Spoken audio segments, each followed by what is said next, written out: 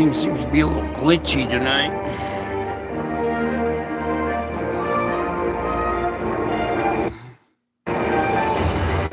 Please, Lord, can we smooth this out?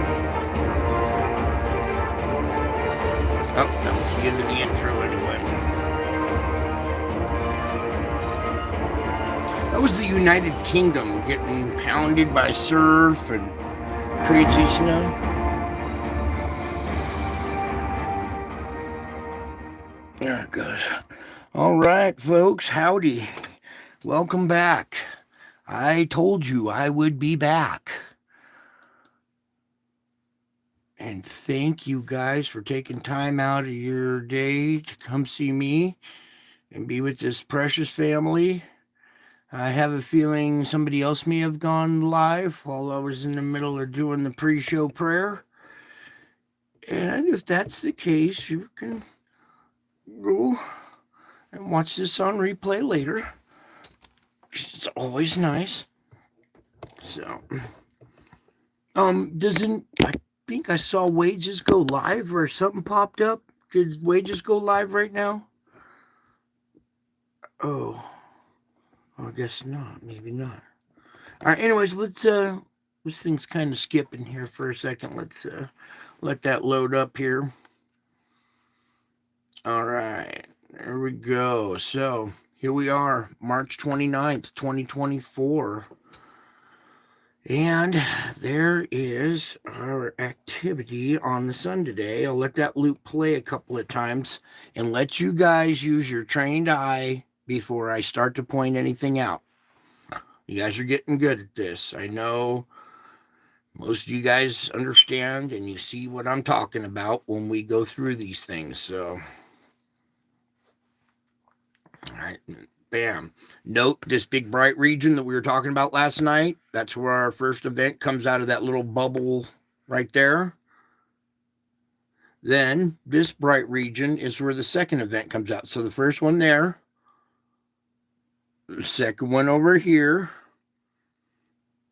and then we still got this third one over here at the end that is still hanging out, okay?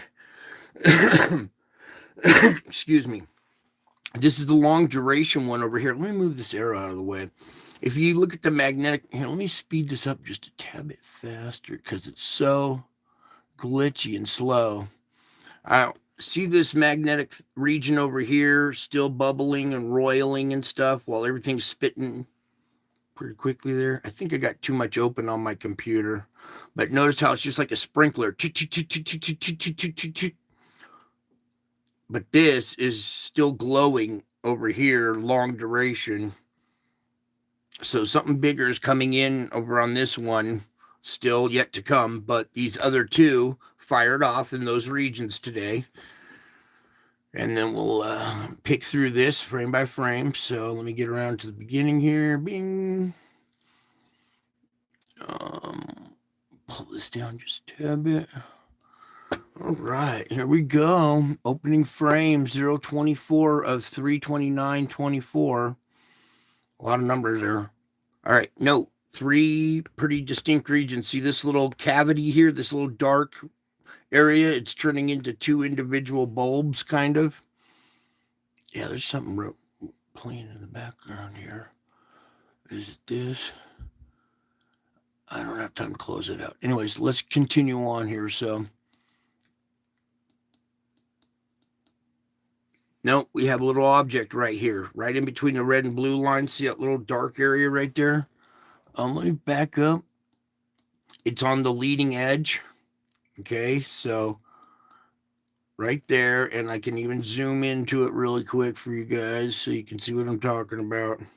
Well, you can see it on the screen, I think, pretty well, but we're going to get a good capture of it because the blue line's kind of going right across the middle of it. It's this black round object right here. You see all the plasma and stuff behind it that's streaming behind it. It still has a magnetic attachment, still drawing stuff off. There appears to be a secondary object in bulbs here too. So let's just kind of pick through that a little bit. And you guys can be the judge of this too, okay? If you see other objects that I'm not pointing out, they might be there as well. I mean, all kinds of stuff sneaking through. Sometimes I don't always point out every single object because there's just so much going on.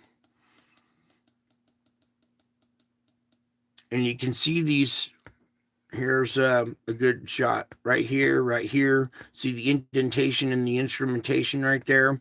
And then they also have the magnetic field lines behind them that crisscross as other ones interfere with them. Imagine if each one of these had its own little magnetic field, how they would crisscross and interact.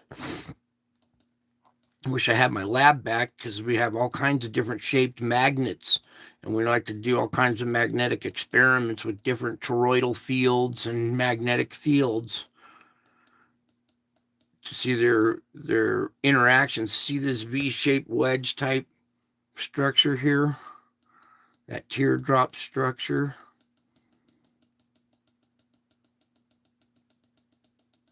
And then we're going to have the other one. Yeah, here it comes right here, coming out of this side. Oh. Bingo. Looks to be a second one, like a 1-2 right there.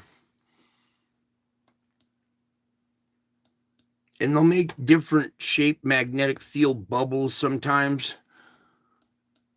Sometimes they're oblong. Sometimes they're a little bit different shaped.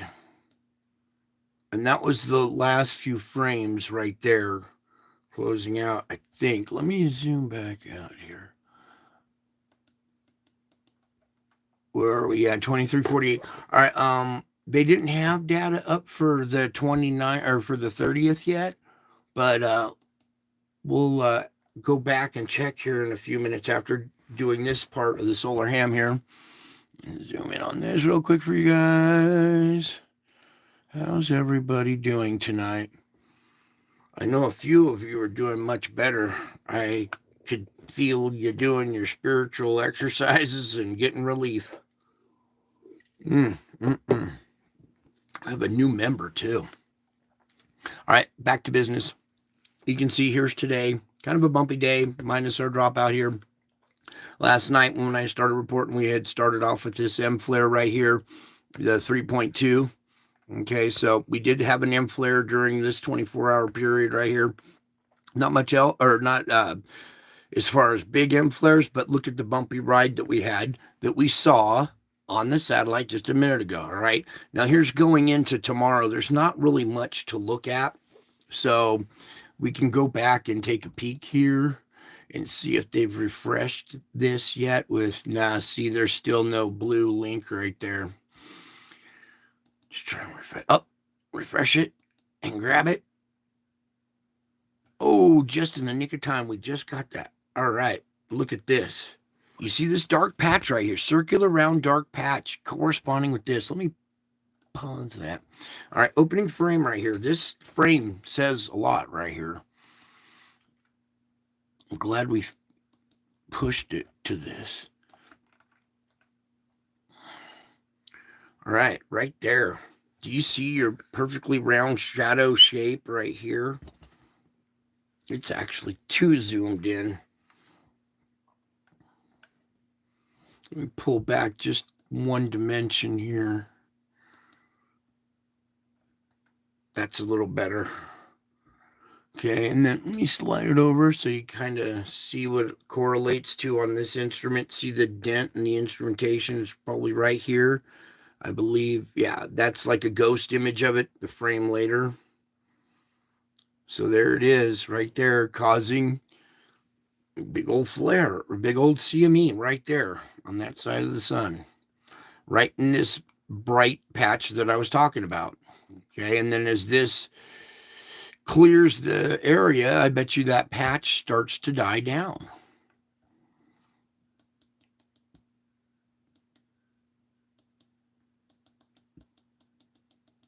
Okay, we only have like 4 or 5 frames, so it's just a quick little repeat of those frames, but clearly captured. Sometimes this side captures it better, but NASA, explain that, please. Yeah, you got some explaining to do. Yeah, what's going on there? Is that like another planetoid out there by our sun that's you're not telling us about? It's all right. They don't need to tell us. I don't trust what they tell us, anyways. We all know what's going on out there. All right, especially here at this channel. So, ta-da! There's your activity from the sun today. Coming back over to the solar ham. So, bingo. There's your X-ray flux for today.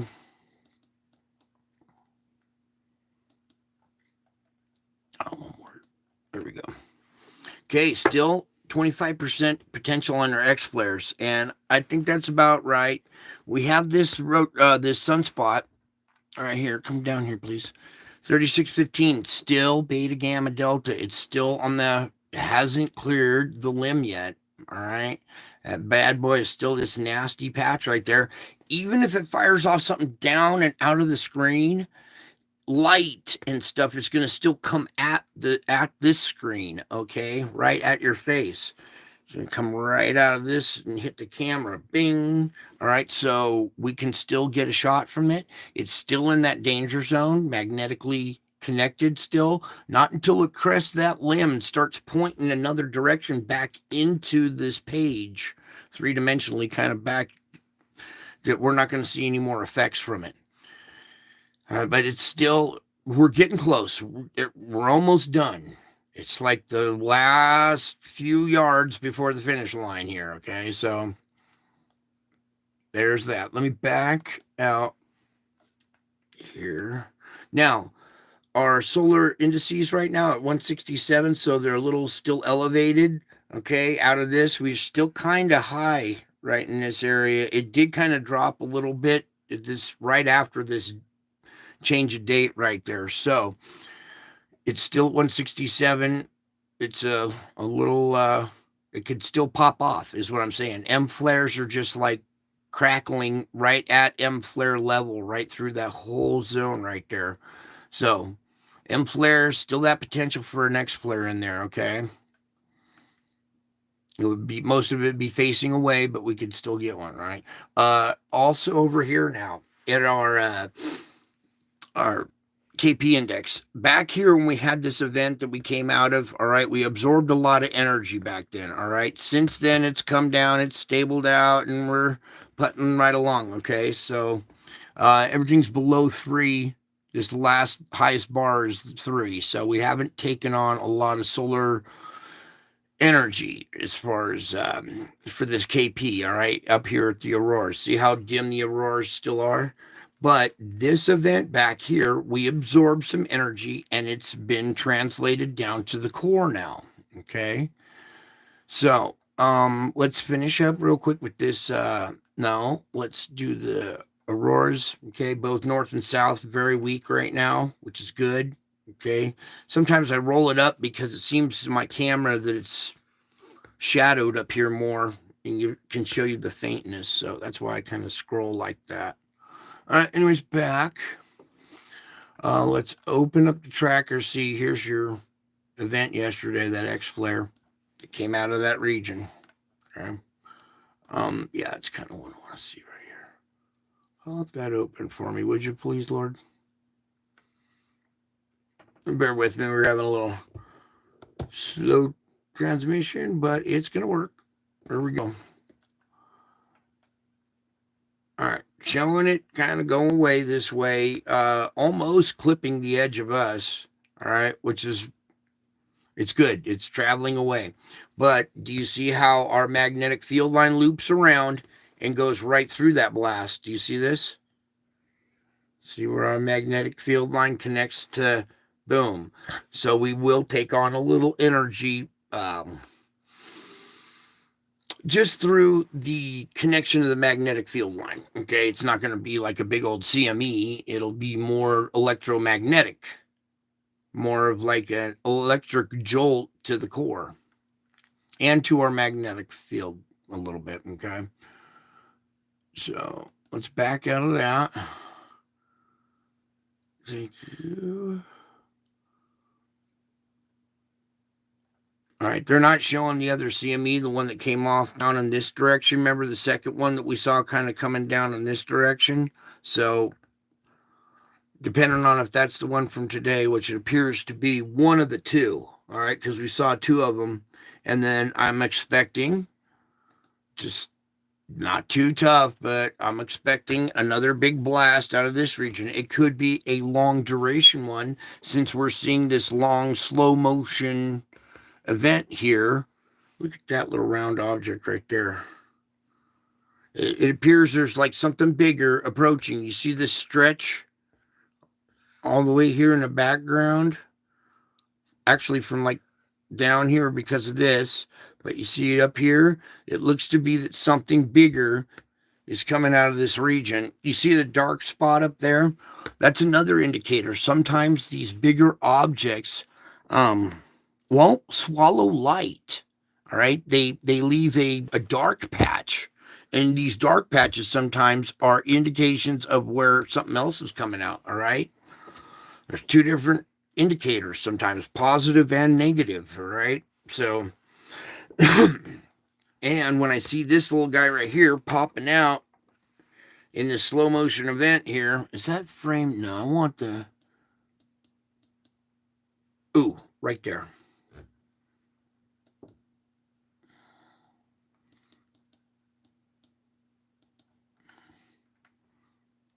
Okay. That little guy right there popping out. And what, oh, I went too much. I want to be able to use the button and keep it in the frame.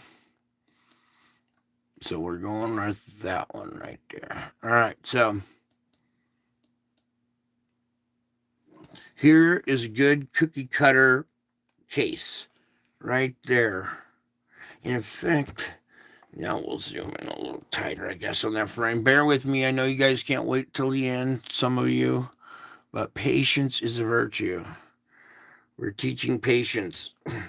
All right, boom. You see this perfectly round. You see plasma all the way around it too, okay? Also down here, we have this object and plasma on the backside, dammed up right there. This CME is coming out and brushing up against the backside of it. It's coming out faster than the object itself is moving out. And watch, go. All right, there's like the opening frame.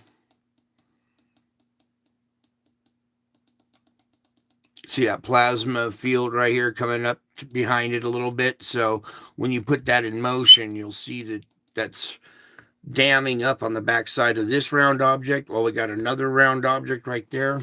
And when I see similar size round objects like this, and we have three of those big spires, right? And one of them moved out. This is the second one moving out. And we still have the slow motion big one here brightening up. You see the spire coming off? Usually the spire will come off and then stretch way out like that. So when the bigger object comes through, watch this thing go bing like that and stretch out and bend around the object, a bigger object. I'm expecting we'll possibly see our big object pop out here with another X flare. All right. And pray I'm wrong, but that's why I think that X flare potential is still there. All right. So let's back out of this now and move on. There it goes. How is it going? It's going good. Raquel, Cindy's here. Raquel, Cindy, Surfer Girl. All right. All right, all good. So back to business here. Let's come on over to the space. Oh, wait. I never even got to read that article. Let's go back to that real quick. All right, so 3615 woke up with the M71 solar flare. That was yesterday. Okay, well, I guess we don't need that after all. Okay, coming on over here real quick. I'm going to zoom this in too for you guys. Less ad and more the whole thing. All right, let me take a sip here. You guys can read if you want. I'm gonna. All right. Yesterday, giant sunspot 3615 produced another X1 solar flare. We all saw that. The explosion on March 28th at 2053 ionized the top of Earth's atmosphere and caused a deep shortwave radio blackout over the Pacific Ocean. NOAA forecasters have modeled the trajectory of a CME that emerged from the blast site and determined that it will not hit Earth, okay? No geomagnetic storms will result from this event. Which one are they talking about here? Let me see this real quick. I used to have a little spare time to go through these and look at them, read some of these articles to see if they're worthy of clicking on during the show. And please, Lord, let it work, or I will just keep... Let's just go back.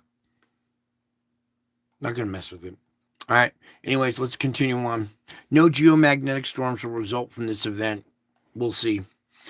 Sizzling sunspot 3615 is literally sizzling. All right. Here's a good image of it sizzling here. Let's see if we can pull up this thing and get it bigger in your face. Well, maybe not.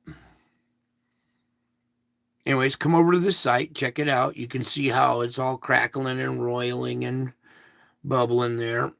Let's try that. There we go. And that's our patch. That's that rash, all right? It's very magnetically complex and huge, all right? And we were worried about pluses and minuses touching off this way. This whole complex connected with the other sunspot and gave us that one X flare. So crazy stuff coming, out of that area. And that's it, sitting there popping and crackling and sizzling. And that's what you see on the X-ray flux there. Please let it work. Back to the article.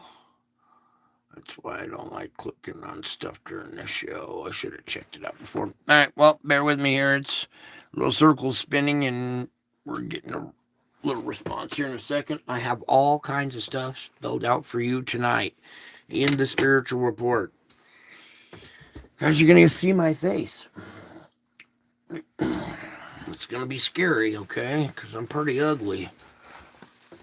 In the meantime, I'll clear out these fingerprints here. Come on back to me, please. All I tried to do was click on the article about a sizzling sunspot.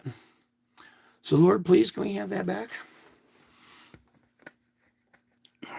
Oh, man. Stuff stuck on my screen there. All right, here we go. Come on back, Lord. Please, Jesus, can we have this back?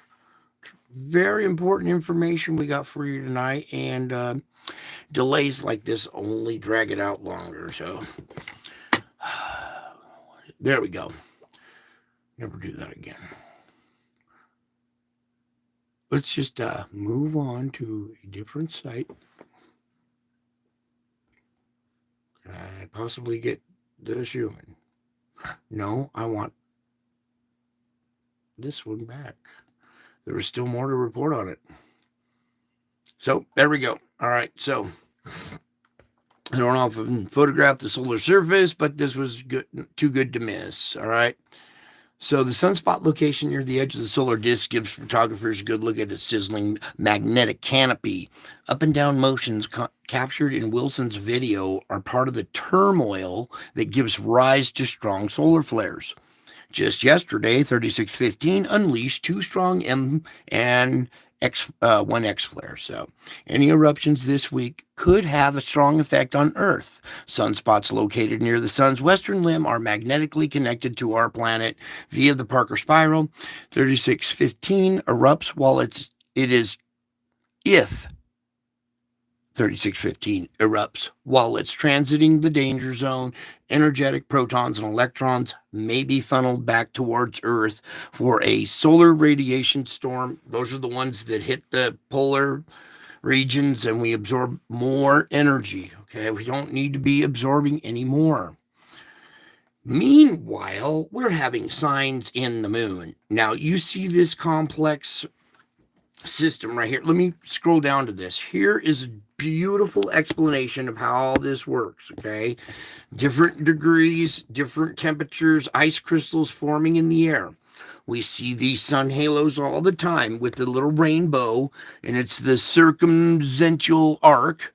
There's a superlateral arc, a 46-degree halo, the parallelic arc. All of these different things come together, all right? So this configuration took place with the moon, not the sun.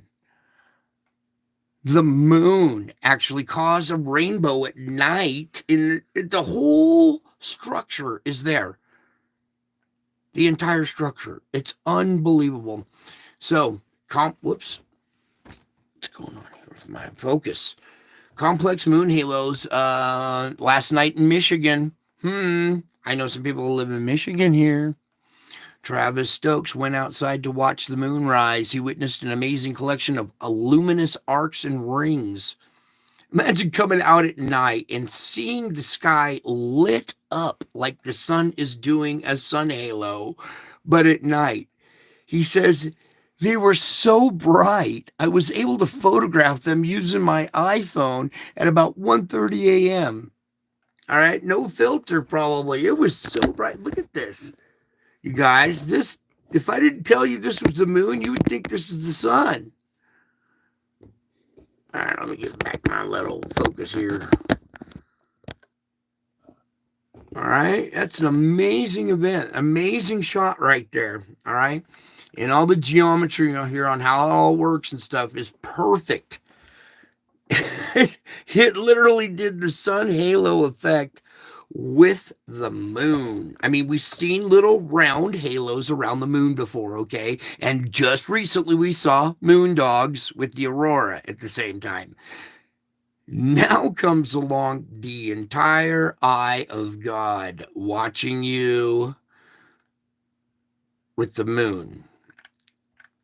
The eye of God, not using the sun. The eye of God is watching you through the moon as well. Pretty amazing. God is absolutely amazing. Look at that. Come over here and check out this article. Go through it all. Study the geometry here. It's interesting how all this works. Sometimes these objects bend light and cause similar effects out in space. Now, when you see this effect out in space, then we got an issue. The 22-degree halo and moon dogs are less common. Are the circumzentual arc, the upper tangent arc, the parahelic arc, and the periarc. Okay, so all kinds of cool stuff with the moon this time. That's odd. My avatar's a moon, huh? Moving on.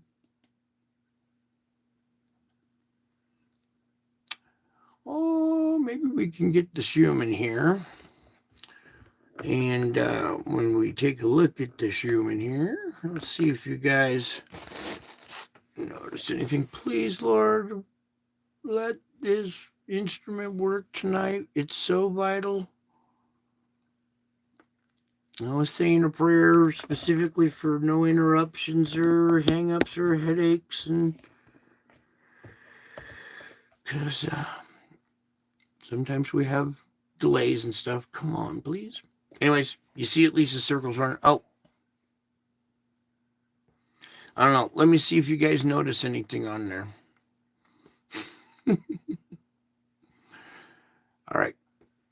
When you're done spinning the circle, I would love to pull this up anyways. While we're sitting here waiting for this stupid thing, as you can see, we have taken a huge grinding event right here, okay? We took... Right there's good, I think. So, all that energy I showed you on the KP back here that we took in has made it to the core now. Now the core is absorbed all that energy through the poles, transferred to the core, and the outer core, or the shell, I call it, the dynamo, those two, the barrier where they separate, the barrier has closed and now they're grinding on each other. These are intense, low frequency waves, all right? Your 7.83 that was very weak here, got a little strong there, weakened out, kind of fizzled. Then we took in some energy. This is where it first started translating to the core, and then bing, it slows down. We come back to life and it starts grinding more and more and more. We just came out of it. It was white when I was trying to set up the show earlier. And let's just see, refreshed. Okay, yeah. We're coming out of it, but it's very, very weak. All right, our 7.83 is weak. So we down at the core and the shell area, we grind it again. That tells me there's a lot of pressure now. We took on so much energy and built up so much pressure that the shell and the core are grinding, emanating intense low frequency waves from 0 all the way to 40. Okay, and the chart goes on beyond this. Okay, but these are the low waves that we're more concerned about right here. Okay. We were talking last night about how energy was building, or pressure was building up. We saw it on the null school, on the SO2. Okay, so let's just come on over right now. Refresh this, please. Patience with me, please. I've been dealing with this all day, and I have not pulled my hair out once today. I did think I caught myself screaming once, but all in all, it was a good day. So, we're already set up at our polar vortex. Not much to see, just quick description. That was our old vortex dying out. We got some other ones that are kind of moving south, petering out. That's your upper vortex area. Our vortex is taking shape now down at the southern hemisphere. Looks like a big old yin yang, or 69 or whatever. Anyways, very interesting structure. 2 inflows to it. Okay, that's your southern polar vortex, getting well organized with 2 inflow bands. So we're definitely shifting over. The energy here at the north is now, shifting to the south now, because we're heading towards, we're moving through spring. Okay. Also, just real quick, you see this double back where this vortex up here usually brings stuff in here, but all of a sudden it's peeling away. We have this other rotation out here that is directing this stuff in a 180. Okay. Now this is way up high. So let's take you down to our transition level. So you can see the correlation there, right? We have this high band right here pushing stuff up into the Arctic region, grabbing that cold air, driving it south, mixing it with warm, and then pulling it across Mexico, the Gulf regions and stuff. There's your upper jet. Okay, let me take this down now that we got that up. You see this big ridge that I'm talking about. Also, there's this southern fetch, warm, moist air out of the tropics mixing with this cold air that's being dropped down. You see it, this intensity over the Southern California region, and the center of rotation up here off of Crescent City up here, kind of. All right, and it's driving everything down and then into California. That's your upper jet. Now watch this. Correlation with your lower jet stream, okay? And here's this storm out there grinding away. We got the same flow, okay? This big ridge right here has caused energy to dip south and up like this. Same kind of effect we were seeing with the other polar vortex fighting the opposite way. It was making ridges like this up high. Now these ridges are forming down in this lower jet stream. The same effect, just at lower elevations now. Now there's your weather, okay? This is the altitude that the weather is at. Very concentrated storm. Did you see the eye on that when I just kind of, without the winds? That's a pretty powerful storm right there. Well organized, at least. And it's actually taking weather in my area. It usually comes this way. It's actually coming from the east. We have storms coming at us from the east right now because of this wraparound effect. So this spinning low right here off of the coast, well, it's centered right off the Bay Area right there, actually. You see it. I zoomed in more. Look out, Bay Area. There's a big old monster at your door right there. Okay, and as we pull back, let's just look back here. Look at this. Very well organized, strong storm. Another one coming off of here. So we're in springtime, and these storms look like they're just going to keep kind of marching at us unless we have a little change of flow. Okay, let's come on over to our sandstorms. Oh boy. You know what? This is Atlas? No. What was it? There we go. A little bit different view here. Okay, that way we don't have to keep spinning it all around. Very, very big sandstorm, reaching all the way up into, Norway, Sweden, covering the whole part of Europe up there. Can I pull? Oh, this. Whoa. Here, look at that. Oh, it's still working. All right, so you can see it's pulling it up, behind Spain, catching parts of France. You wonder why, huh? Italy getting hit. See it blowing this way. Also, I thought that was gonna work a tad bit better. I had a different platform for it. Let's just come back to this. All right.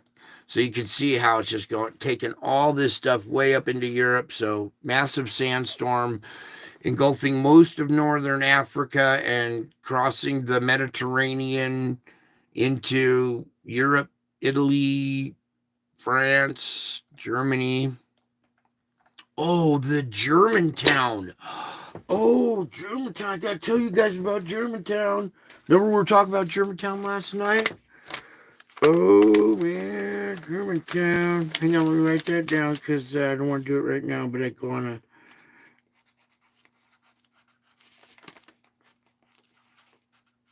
Okay, we got that as part of the notes in there. All right, cool. Moving on. Looks like a big old hitchhiker thumb sticking out, kind of like an arm with the thumb sticking out, hitchhiking if you tilted your head one way, but that is a massive sandstorm. And then the other one seems to have died down, okay? So thankfully, because we got this huge thing going on. And if it's this big in spring, what's it going to be like in summer? It does. Looks like a seahorse. There you go. Yeah, total seahorse. I see it. Good eye. See, that's why I like your guys' input, because you have spiritual eyes as well.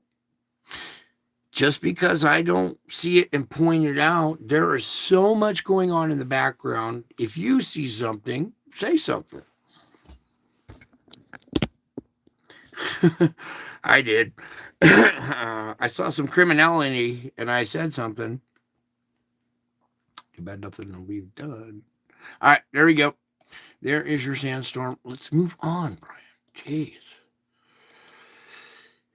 Lagging. Take off the wind.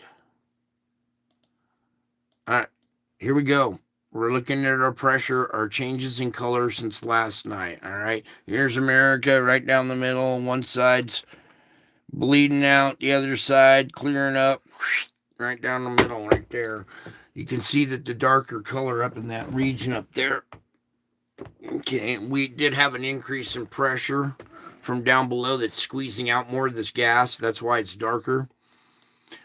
We've seen, well, not so much the spread, but a concentration in this area as well. And look at India. It's well defined here at India. India's never been like as dark as, say, China has been before, but look how perfectly carved out it is right there. All right, so they're seeing an increase in pressure as well as China. Now, I'm not just looking for the change in color, I'm also looking for, the flare up hotspots and also overall color as well. All right, so when I see like areas like India here filling in nicely, I mean, well defined. Same here with China. Over here at Saudi Arabia, these areas have darkened up. They're nice and dark. And then look over here in this region. See, we're not used to seeing really dark patches here in this area. So pressure has increased here. What's this? See this spot right here? I think we had a big one off of Greece right here today. We'll get to the earthquake report here in just a second. That's what comes after this, so bear with me. Back to, I want to go over here to Java. Okay, again, here we have our concentration here at the Straits. Still a lot of sulfur dioxide coming off there. We have plumes, volcanic plumes every day. That Semeru or Merapi are the two on Java, and every day both of those are going off. So we're seeing a lot of pressure being relieved in that area, and we have this concentration right here in the strait, which concerns me because that's Krakatoa is right here in this strait. It's just a little bit outside this big old plume right here, but we got pressure that close to a big volcano, underwater volcano right there. So very, very touchy situation. Everybody, that's why we need to pray. It's so important to pray about this stuff, and also be aware. So if something does go off, you will understand why. See this big area darkening in there? Dark patch out here off the coast. All right, so we're definitely seeing an increase in pressure, and it showed on the Schumann. Okay, you saw the core in the shell grinding. We can get into that tonight stuff. The terraphysics, geophysics of the planet. I got other stuff picked out for us tonight, so never mind. Okay. Very defined. Okay, very identifiable compared to the rest. All right, dark. That all three of these are pretty dominant right there. Okay, even we got a little fourth one growing right here. So another one. Look at this. This is new. A new dominant spot. Dark dominant spot with another little one right next to it here. So just like our fulcrum point spot, see that dark one? We got a secondary one going on up here to start watching out for, okay? Right there, right on that parallel line right there. So yeah, we've had an increase in pressure. Let's look at the South America. The whole line is nice and solid, dark purple. Okay, so pressure is on the rise. We're core and the shell are grinding, and we're seeing side effects at like earthquakes and volcanoes. So let's come on over here, do our earthquake report. All right, starting off here, our deep quake here in this region for the day, and we need to pull back right there because I want you guys to be able to see this in the corner, hopefully, if you need to. A 4.4 down at 563. Your deep quake for the day. Our typical mid-range 4 deep quake that does what? 5 energy at the surface, right? Okay, so here we go. 5.0 right at the surface. Just a little further south, 5.4 at the surface. That's almost mid-range 5.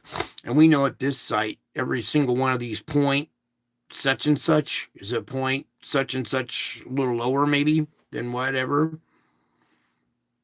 Lots of X's spraying in the sky. Yeah, I did that thing. We'll talk about all the X's in our society, like the X Games, the X-Men, Planet X, all the symbology with the letter X. Back to this though. So we have our 5 energy at the surface. It also produced a mid-range 5.5 right there in that area. Relieved energy right there. Nothing in this region. We have volcanic activity in that region. Coming up here, now look at this. This is a 5.6, but it's down at 576. I've never seen such a deep quake in this region. Not that I can recall. And that's a 5.6 that they're admitting to. So it's over a mid-range 5 that they're admitting to, possibly a 5.7, but something that big, that deep, could have residual effects at the surface in this area. In this case, it's also an indicator of pressure down below. This is a deep quake, a deep 5.6. That tells me there's a lot of pressure down below. Some of it got released right there. I expect, see, there's 2 fault systems here. Can I close out of this, please? One of these days we'll have lightning quick performance. This upper fault and this lower one coming down right in between them. So very, there's activity, both these fault lines moving, causing deep quake here. Is this a, oh boy, wait a second here. Do you see what I see? All right, look underwater with me real quick. Remember, this is a mountain going down to the ocean floor, all right? So tall off the ocean floor that it's broke through the water and is an island, all right? You think that might be a volcanic island? Yeah, and if you look on the flanks, if we can, just right there, all right. You see this slopes going down this way. Let me try to get it a little bit better there for you. Slopage kind of going down that way. It's on the flank of the volcano. It's way down deep underneath this volcano. Magma is on the rise. It's pushing up underneath this weak spot. This is a weak spot in the crust. So it's pushing up underneath that weak spot, and we popped off a 5.6, 5.7 right there. Watch out for this volcano maybe coming to life. Very interesting. Was kind of looking in between the 2 fault zones, thinking it could be pressure from both sides, but pressure from both sides causing the big zit in the middle to maybe ready to pop. Sorry, that was gross. I don't know where that came from. I do know where it came from. Let's just move on. 4.3 at a depth of 10. Now up here, we've had a 5.1 down at 102 and 4.7 at 51. There's some more of that 5 energy being released in that area. Very quiet on that side. What's over here? A 4.7 at the surface. So some more of that 5 energy being released. Coming over here, see there's nothing around Java or Sumatra, nothing at the fulcrum point, but right out here in the middle, we have a 4.7 out in this lake region out here at a depth of 13. Looks like there might be a secondary. Did I see a secondary? No. All right, never mind. I thought I saw 2 of them hiding there. So now for our, oh, maybe not, real quick. Just here. From here. 4.0 here in Iran at a depth of 10. And then up here in Turkey, we've had a 4.8. This is that area where we had the big quake event, killed a bunch of people. So that area waking up now. Excuse me, where'd the... No. There was a 5 point something right here. Come here, you.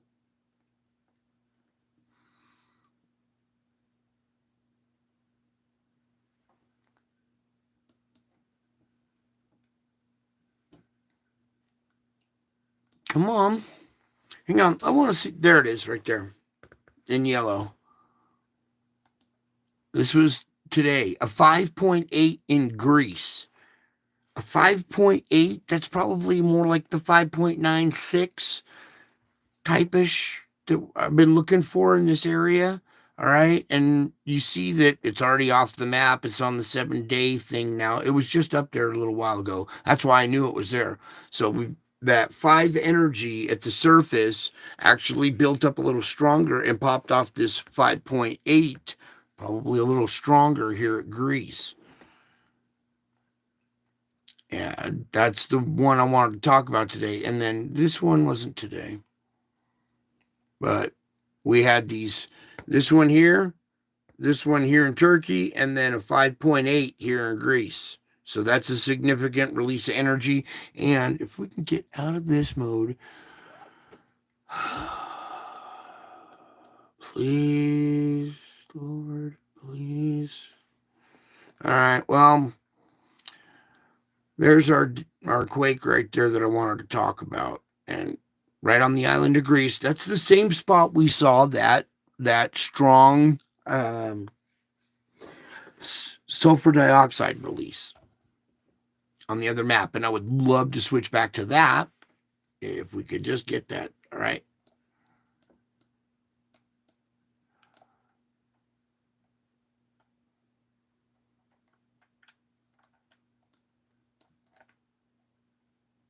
Right there. Right where they had that quake. Right there. All right. So something going on, kind of volcanic maybe right there in that region. In fact, if we could just maybe get some cooperation here, Lord. Oh, we had a secondary quake or something similar in the region within the past week. That was on the 29th as well. Both of these are on the 29th. Yeah. So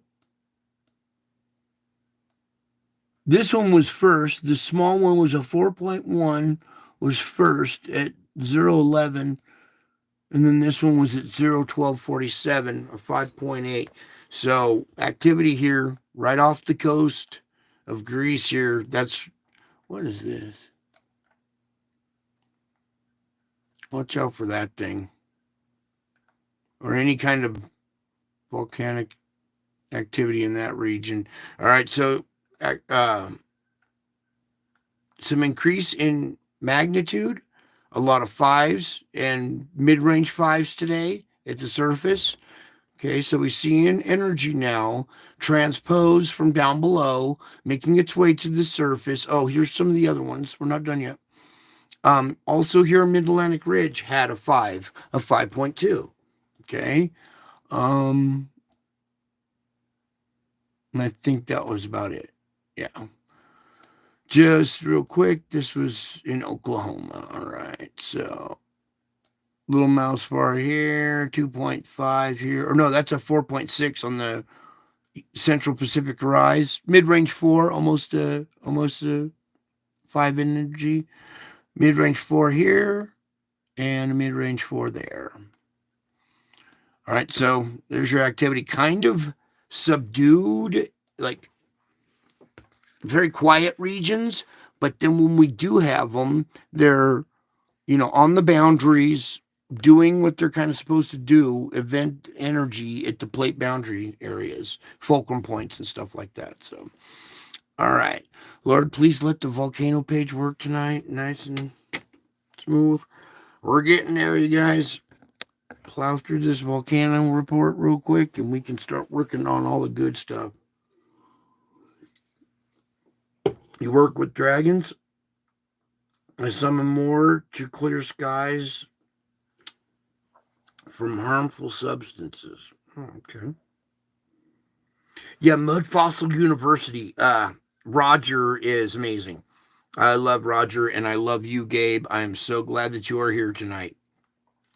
Go listen to Roger. He is telling you the truth.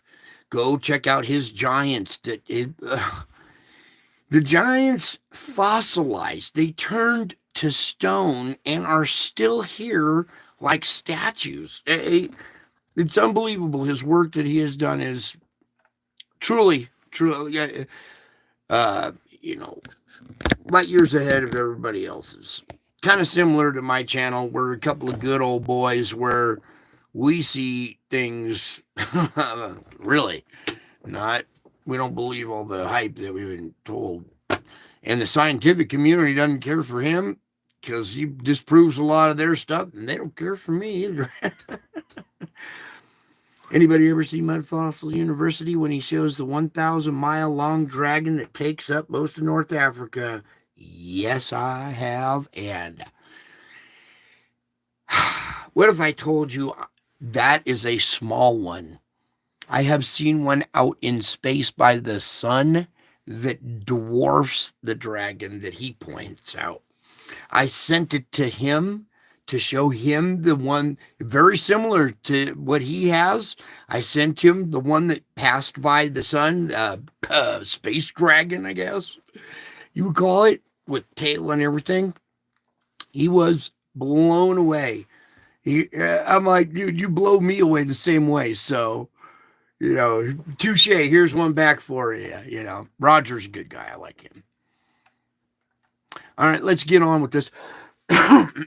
Santo Guido, Popocatépetl, Semeru, Ibu, Dacono, Sangay, Nevada del Ruiz, and Sabancaya. And that's just the 30th, all right? We're just moments into the 30th, all right? So let's dive into Ibu, 7,000 feet, okay? That's significant explosion.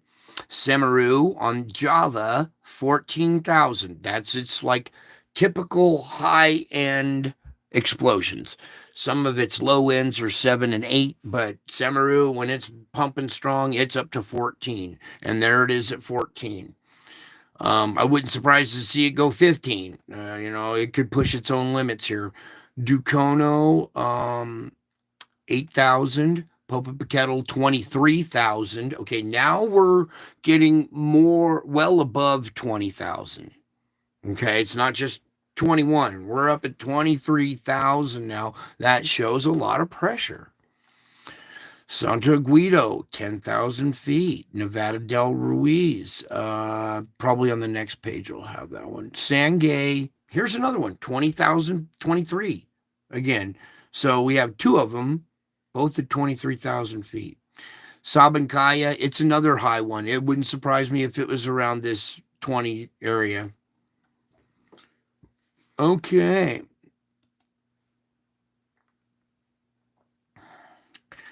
Wait until you find out what the dragons really are. What the dragon and who the dragon is. It will blow you away. You probably wouldn't believe me, so I have to show you. All right, let's dive into the 29th, shall we? Here we are, Abaco, flight level 10,000 feet here. Please, Lord, can we have this back? I'm trying to get my mouse to scroll again, so I'm just waiting for control back here. Where's AI when you need it, huh? I think I got so many instruments open and it's hard to close them out. It freezes up every time I do. I'm just trying to pluck through a show while I can. Oh, we got it here. That's good enough. Ibu, 12,000 feet. Lord, please, can we have our show back? All I'm trying to do is scroll on a volcano page. Please. Well, it's... Thank you. Thank you, Jesus. Okay. 12,000 feet. I've been tested like this all day long. Instead of getting frustrated, I've been fighting all day long to stay calm. Back to this. Luatobi, 7,000 feet. Semeru, 14. What was this one at 12? Oh, Ibu, yeah. Ibu at 12, Luatolo 7, Semeru 14.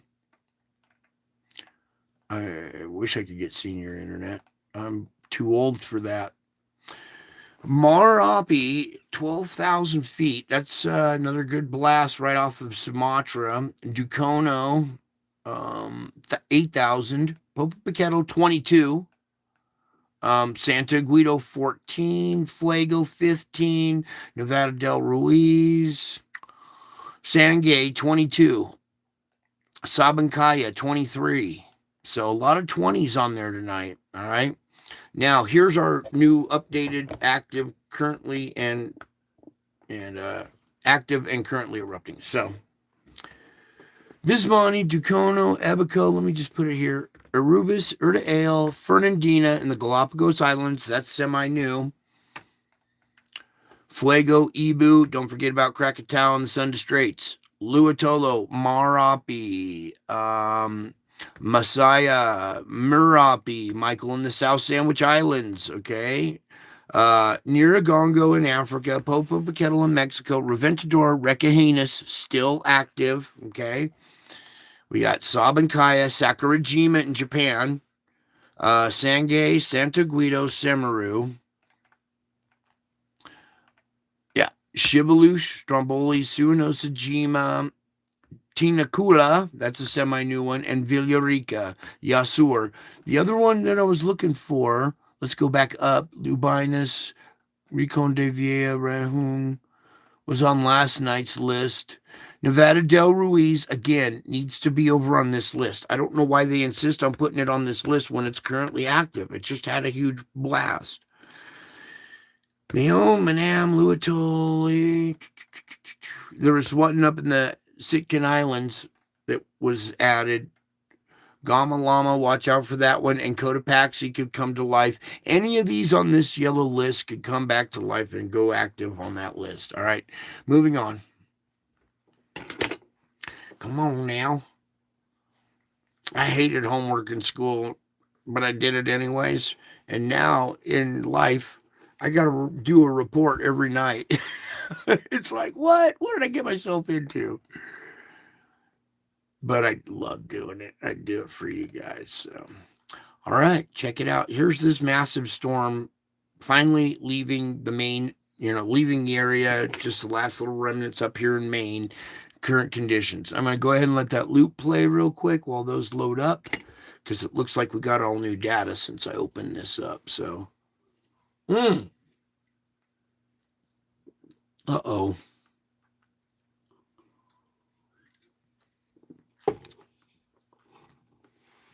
We'll talk about April 8th too, what the weather might be like during that time. It's still a little ways out there, but as we approach it, we can see, for you guys that want to go view it.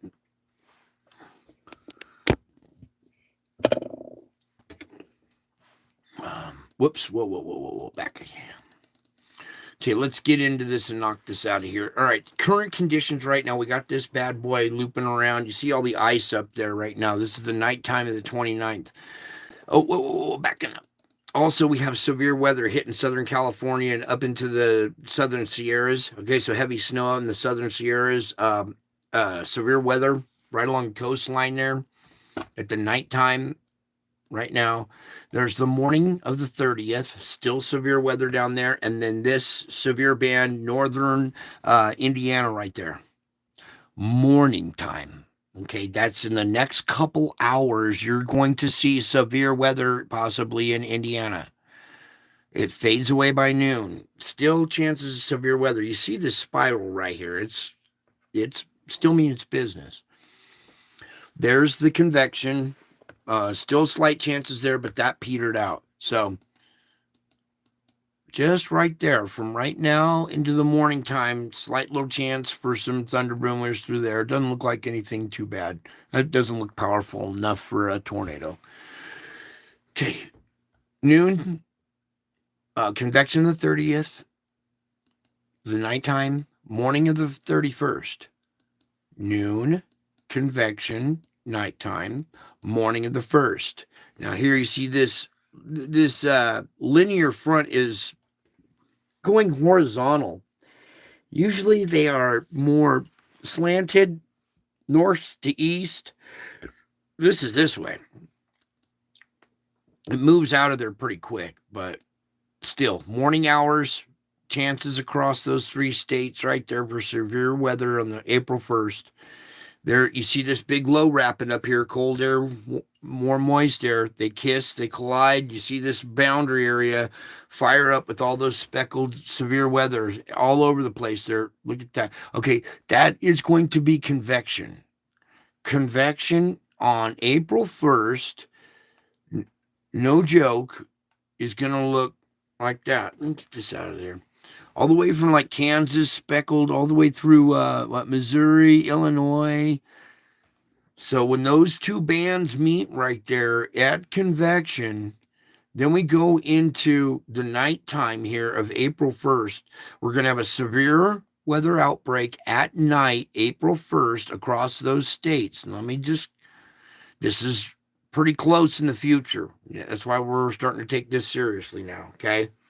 I want you to take a good look at that because this is a future reference for, you're going to see a brown area on some of the other maps of what 5%, 10% chances in this region. All right. We see red in here, which means higher chances. So the way it smashed together and created that boundary line, it's actually pushing up, creating a horizontal HLCS, a horizontal linear storm front instead of a QLCS. This is a horizontal linear. Crazy. All right, now zoom back out so I can get to the button. So now we're going into the morning hours. This is going to be hella dangerous. Convection, it blossoms as the sun's going down, goes aggro at night. Please, Lord, the next frame.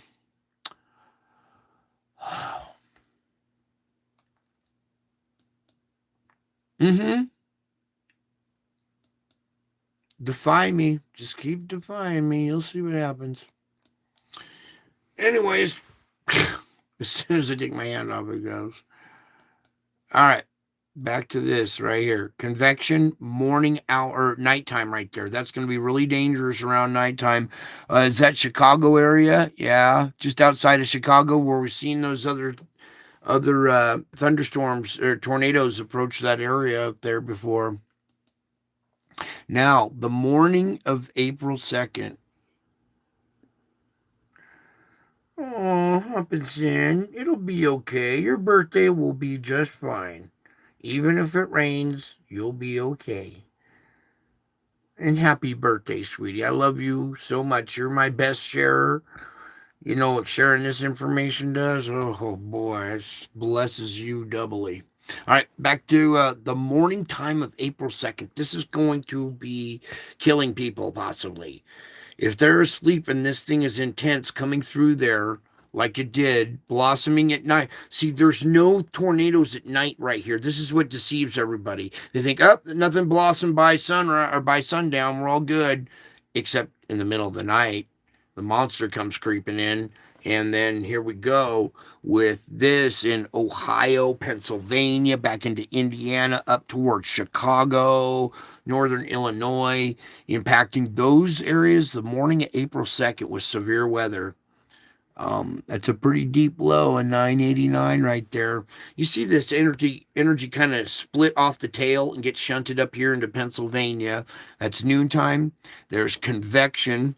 So convection, saw a hint about the tail today, like a spiritual hint. So watch out for the tail of things, okay? Like right there.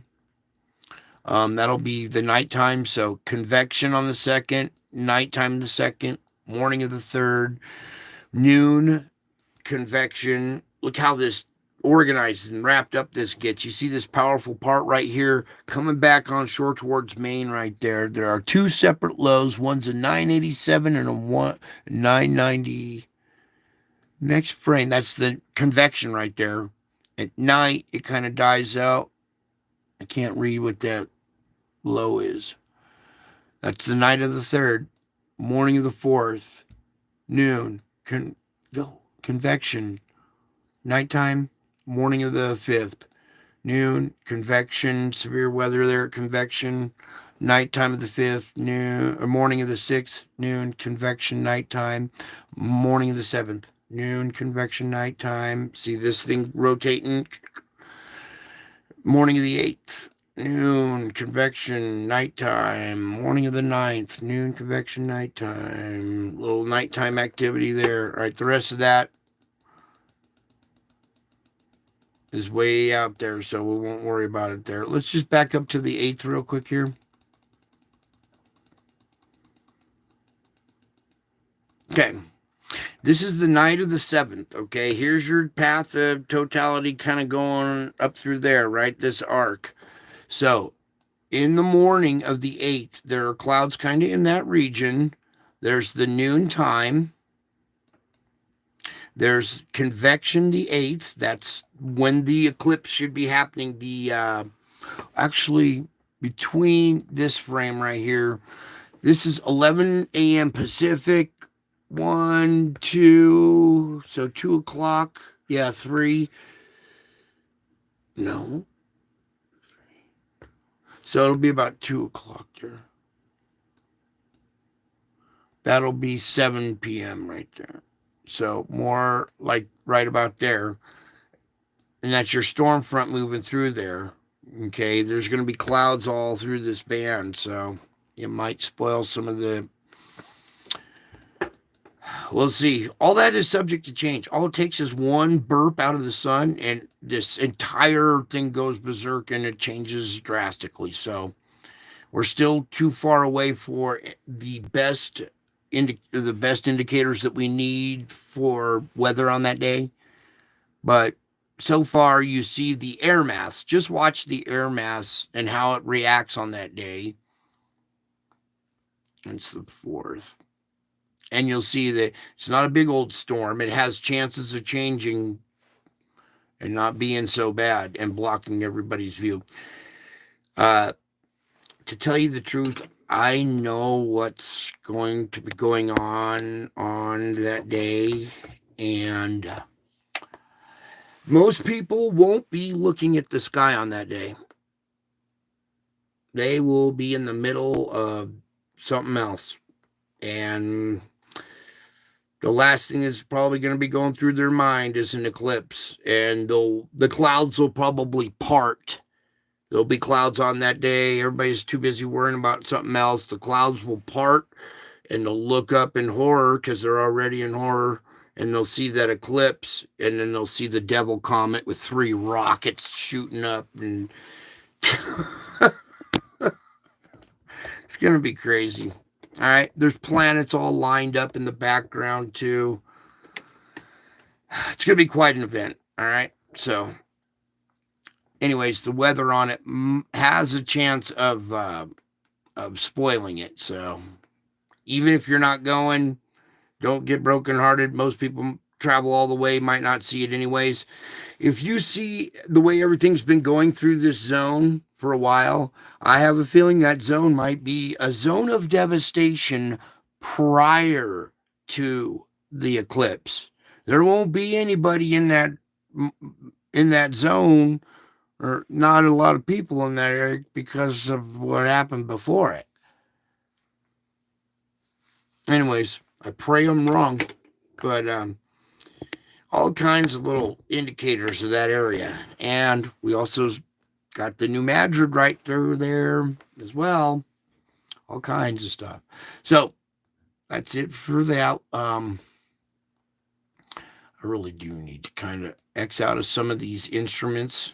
Okay, so bear with me so we can do a proper spiritual report. I got a couple of pages open already, but I can't X out the other ones until I get this taken care of first. So some gnarly storms coming. Everybody warn your friends and family in the region.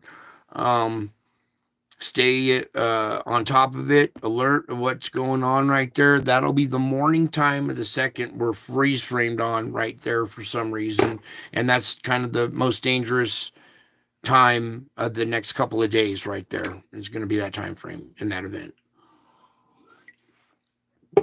Oh boy, we can get this pulled up. Please, Lord, I'll take anything that works. And we'll start doing some spiritual stuff here. Oh, yeah. Come on, play this. All right, it's that image right there that I wanted to pull up. Pause it, actually.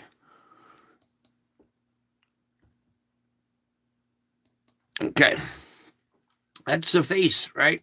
It's the face we've been reading to and stuff for a while. And pull that one up. Oh, I don't want full screen. I want theater.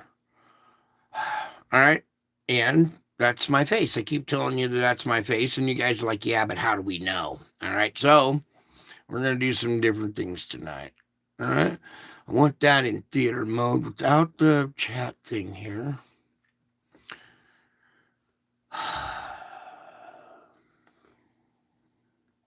All right. Anyways, I got some other stuff. So I'll show you a couple of pictures of my ugly mug. All right. So you guys can kind of see what's going on here. And I'm a little older now. A lot older now. So old, they call me Ancient of Days. All right. So there's this face, and there was another one also captured right here. And if we can get that one to pull up nicely now, please, Lord, I would love that. We could X out of all this other junk and start this spiritual report. All right, please play or something. There we go. That one as well. All right. So what I'm going to do here, I'm going to put this up there. That's my senior portrait. Okay, that's what I looked like when I was young and vibrant and 18 and graduating high school. Okay, kind of an interesting, weird-looking character, huh? Then, one of my, let's try this one here too. So, this little gal here, her mom was gifted, let's say, and she painted this picture that was like sent to her, and she didn't understand what it meant.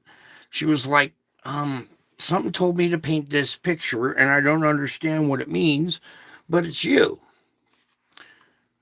And that's this picture that we look at, that I've referred to you. We've referred to the spiritual realm a lot, okay? So, red on one side, white on the other. Evil, bisymmetry, two hemispheres of your brain, evil and good, the angel on one shoulder, the devil on the other. This is the bipolar battle that's inside your head, okay? This is a spiritual battle we're in. It's this battle for your mind and your spirit, okay? So there's the internal battle now that's going on inside all of you, all right? And it's important that you understand that that's what's going on and that this is who I am, okay? It's a little strange, but let's put it this way. God is both God and the devil all in one, all right? He knows good and evil. He's the creator of everything. That means everything evil as well. There has to be evil in order to test you and prove how good you are, your goodness, right?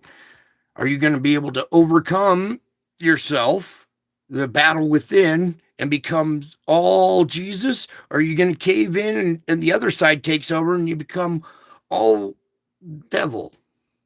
All right. When they say you're of your father, the devil, well, that's true. They're my children as well. Just like everybody on this side is my child as well. See, I designed you like this to get your true feelings, your true thoughts when you're really tested internally. Okay.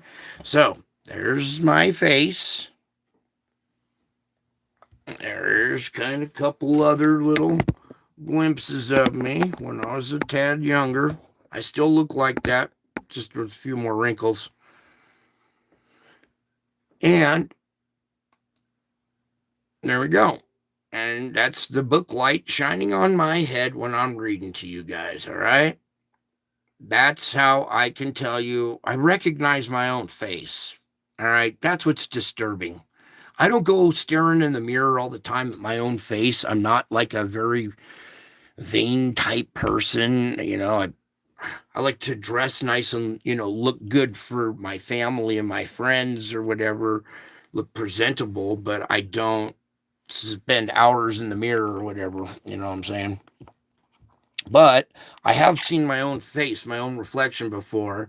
And when you see your own face in the sky, it's a little, well, I'm used to it now. All right. I have showed you through the course of the last few years my face showing up in the clouds. All right. This stuff haunts me. It follows me everywhere I go. I got UFOs follow me, advanced races from the past, ascended masters that follow, watch, and study every move I make because of who I am. This is what it's important for you guys to get. All right. No, I'm going to show you something else too. You want me to really show them again, Lord? All right. So we got that face. There's my same face. It's this bisymmetry again. All right. And everybody else is like, what's going on? How's that happening? Oh, it's pareidolia. It's not pareidolia. Okay.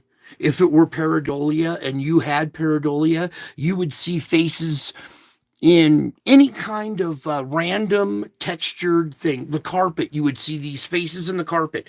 You would see these faces in the grain of wood, or just something in the grass of the field or something. That would be pareidolia. These are actual spiritual realm entities. That's me. That's my face in the sky. And I can connect with this perspective and look back down. It's pretty cool. Anyway, what else is? Oh yeah, you're not gonna let me forget, are you? All right, so I need to open up another thing. So bear with me. I was showing you angels the other night, right? You guys were all digging on the angels, and I told you messenger, messenger, messenger, messenger, messenger, but I never told you message, right? Well, one of the angels told me about my birthmark, and I'm like, huh? I don't have a birthmark. And he said, yes, that your birthmark, Brian, was a mortal wound suffered in a previous life. I'm like, what? Never heard of that before. I had no idea I had a previous life.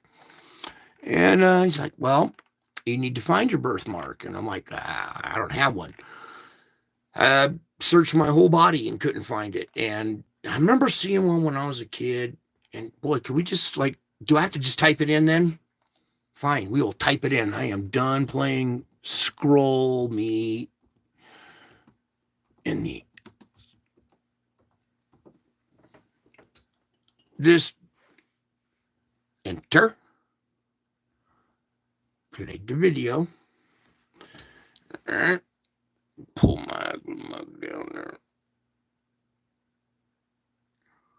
I blew away my science teacher. I had took physics and I was going to go to Berkeley, and found out that the people there didn't know what the hell they were doing. So I just decided to go learn on my own here. Now, I'm going to show you this birthmark as well, okay? And just leave the sound off. Actually, do we do it right there? Sorry about my hairy armpit, but we're going to try to freeze frame capture this. Now, I had no idea about this birthmark. It was under my arm. When I was searching, my arm was in a sling.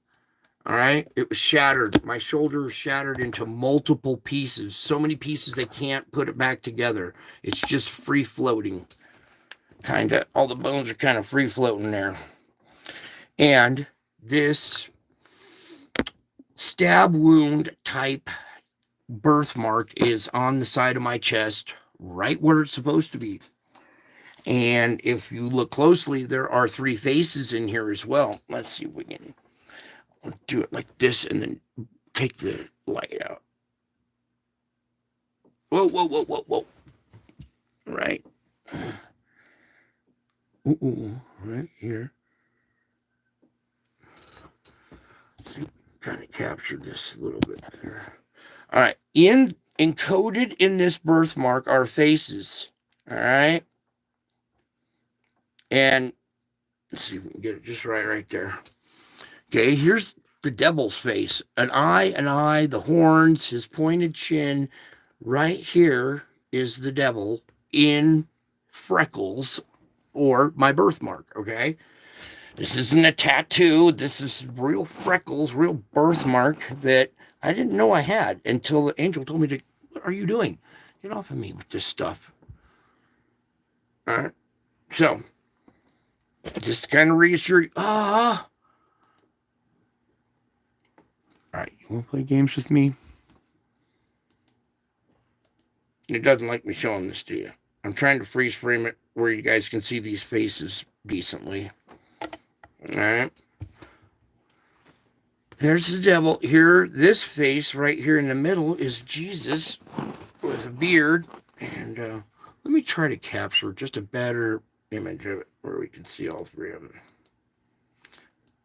All right, maybe right there. Dim it down a little bit more. All right, I think that might be capturing it a little bit better. Okay, so we have this face right here with the horns. It's the devil. Here's Jesus's face, 2 eyes right there. This little face here. And then here's 2 eyes, a nose and a mouth in white, in a different realm, looking at these 2 from a different. See how this face is white with 2 black eyes? So this 3rd face right here, God, Jesus, the devil, all 3 in one mark. This is the stab wound mark on the side of my chest. Then the angel messenger told me about my birthday, which was just the other day. And not that I'm a big fan of birthdays and look at me, my birthday, whatever. I usually celebrate the opposite way. On my birthday, I do a lot of hard work and give other people gifts instead of sitting back and expecting everybody to do it to me. But March 24th, that is 3 days after spring. All right. God's calendar is different from man's calendar.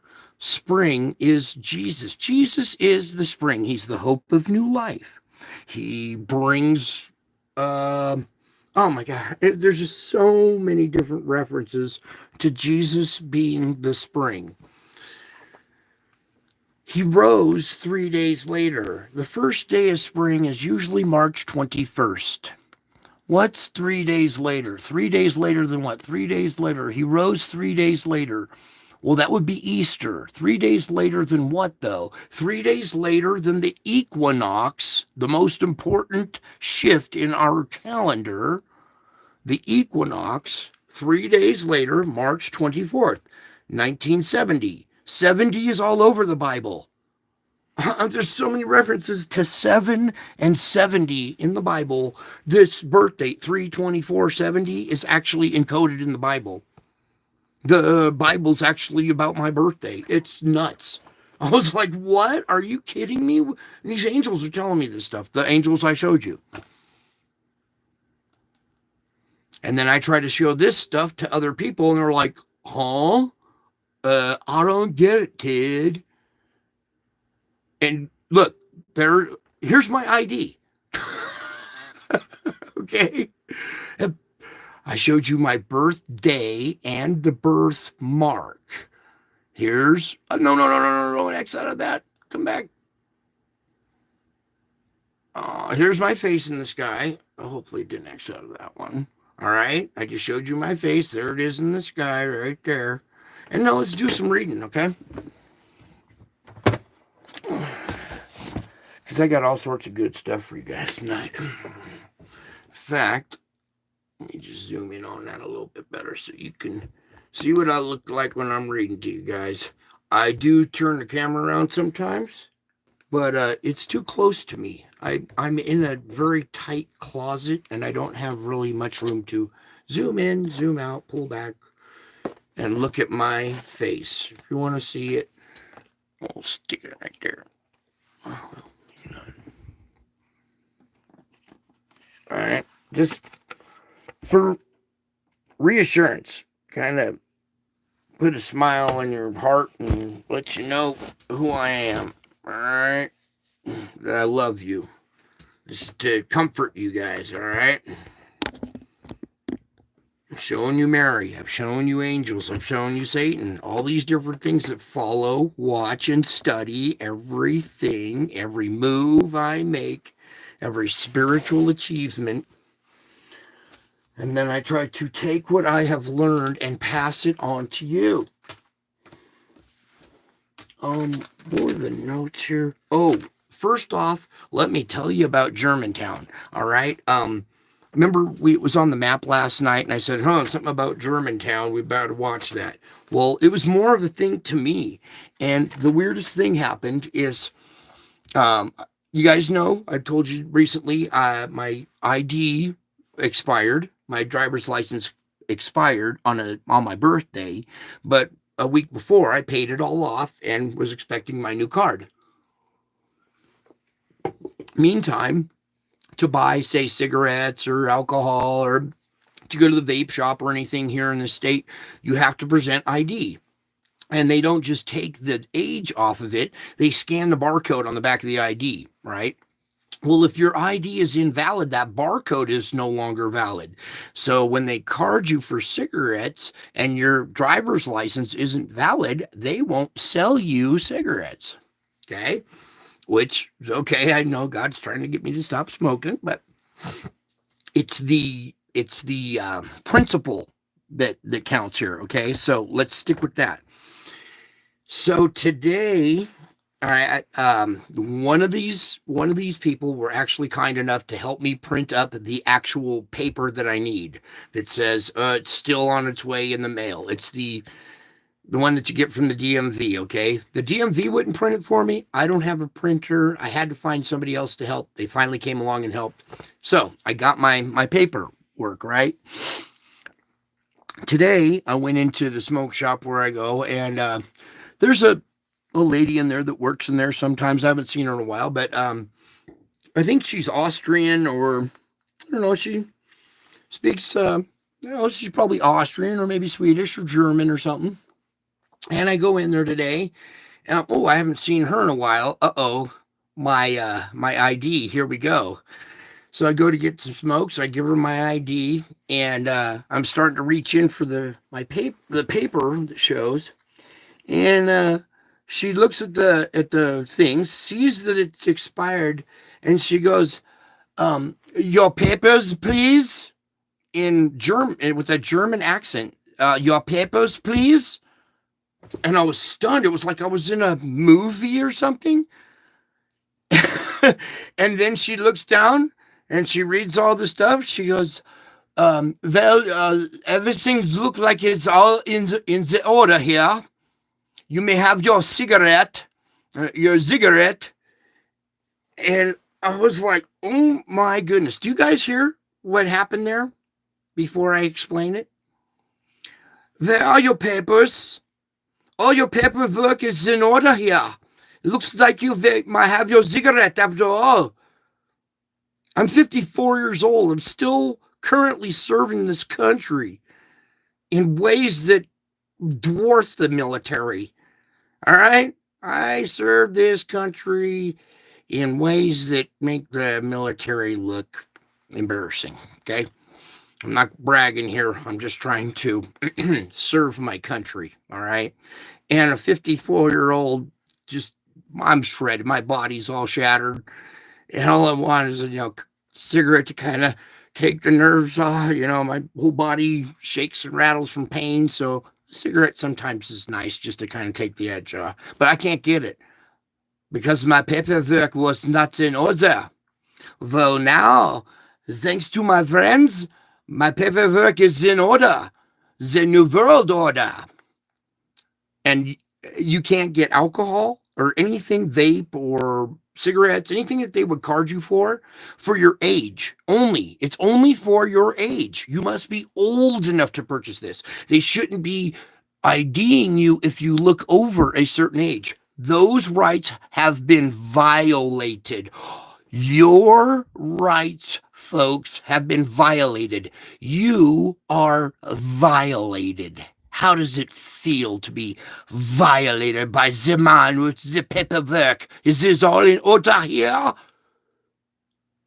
Oh, we are going to change that. This is not Germantown. This is the United States of America. And I gave my blood, sweat, and tears for this country. And you will not come in here and do this. Not on my watch. Prepare. You guys are coming up against something you just are not even ready for. Okay? I don't have to lift a finger. I will scare you to death.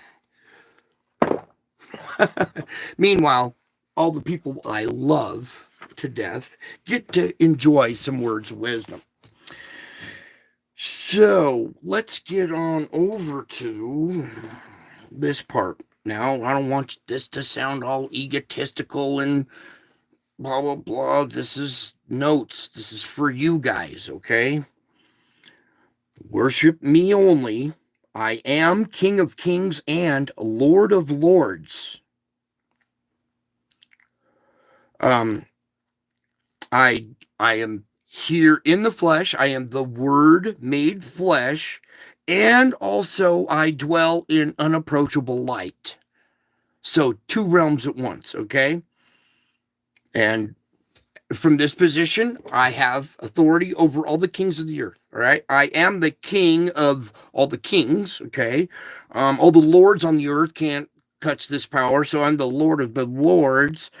I am the Word made flesh. That's why I'm here talking to you as a man, not as a cloud talking to you or something up in the sky talking to you.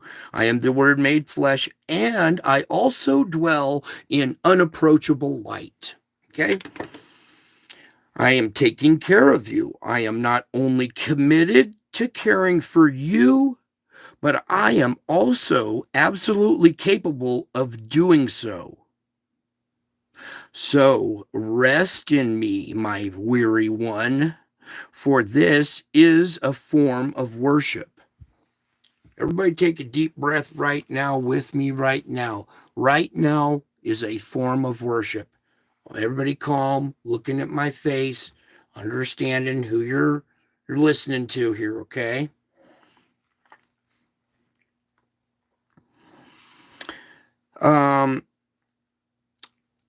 Okay, so though self-flagellation has gone out of style, many of my children drive themselves like racehorses. Okay, people used to whip themselves over the back and induce pain on themselves for spiritual progress. Because, see, that's where spiritual progress is made, is through pain and overcoming that pain and still maintaining a spiritual persistence. Okay. So even though the days of whipping yourself have gone out of style, many of my children still drive themselves like racehorses. They whip themselves into action, ignoring how exhausted they are. They forget that I am sovereign and that my ways are higher than theirs. Underneath their driven service, they may secretly resent me as a harsh taskmaster. When the opposite's true. Their worship of me is lukewarm because I am no longer their first love.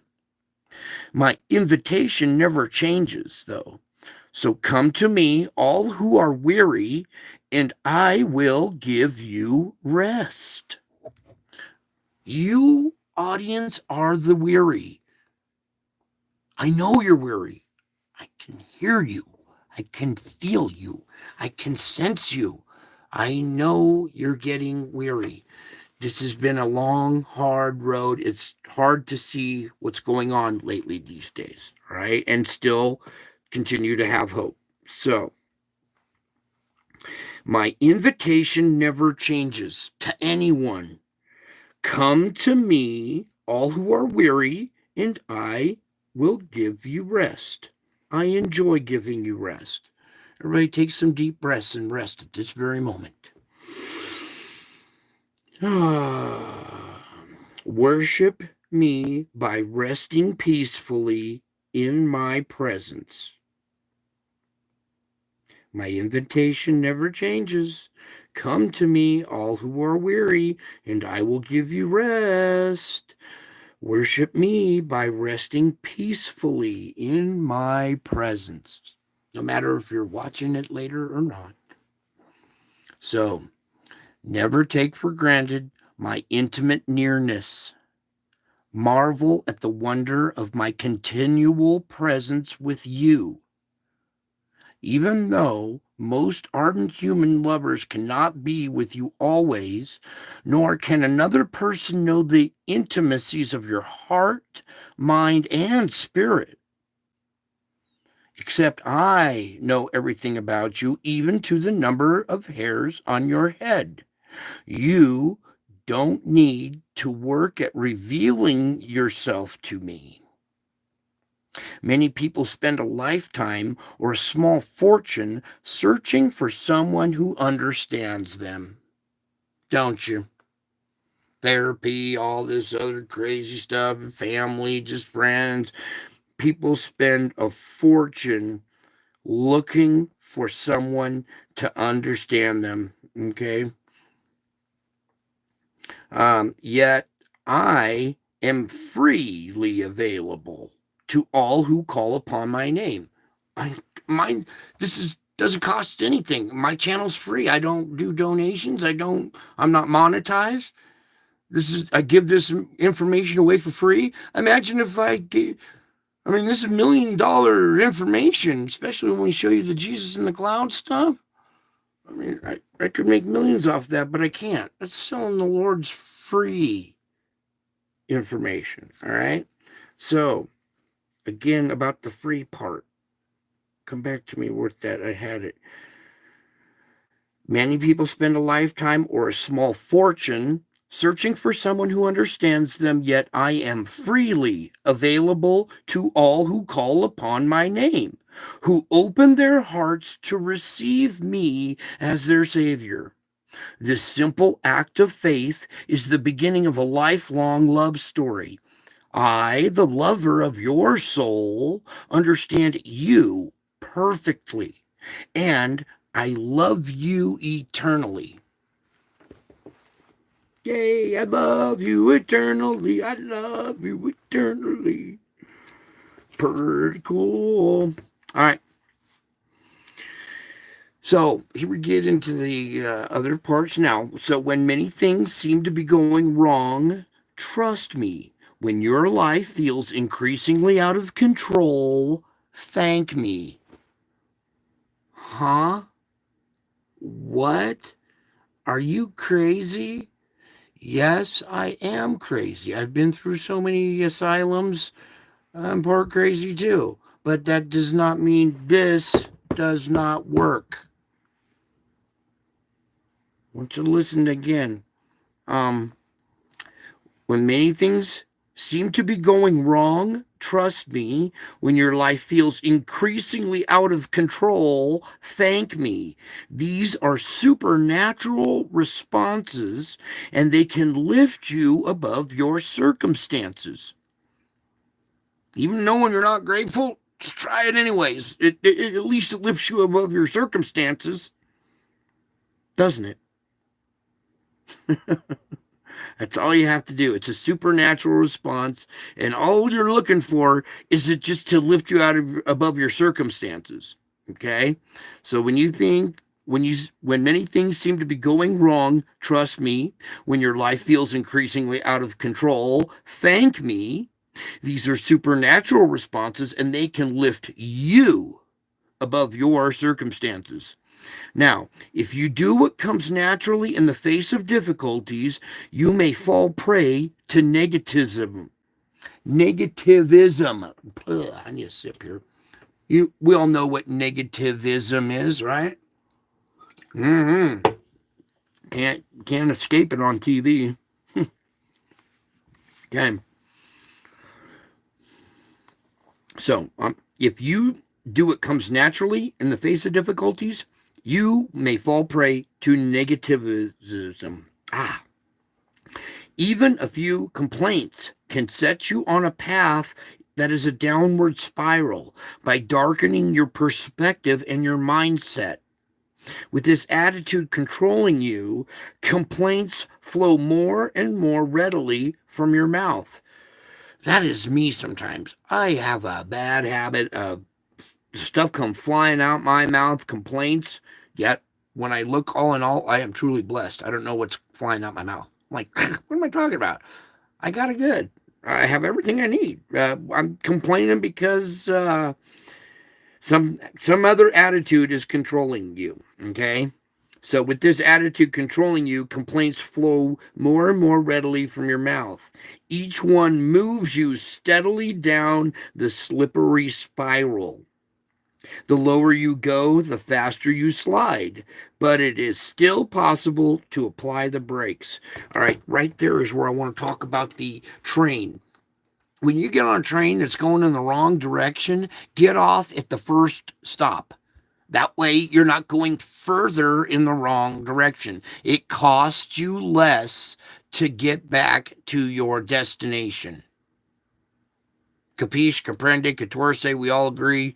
If you got off at the next stop, it would only be $5 to get back to where you originally started, and then the 10 to get to your destination, right?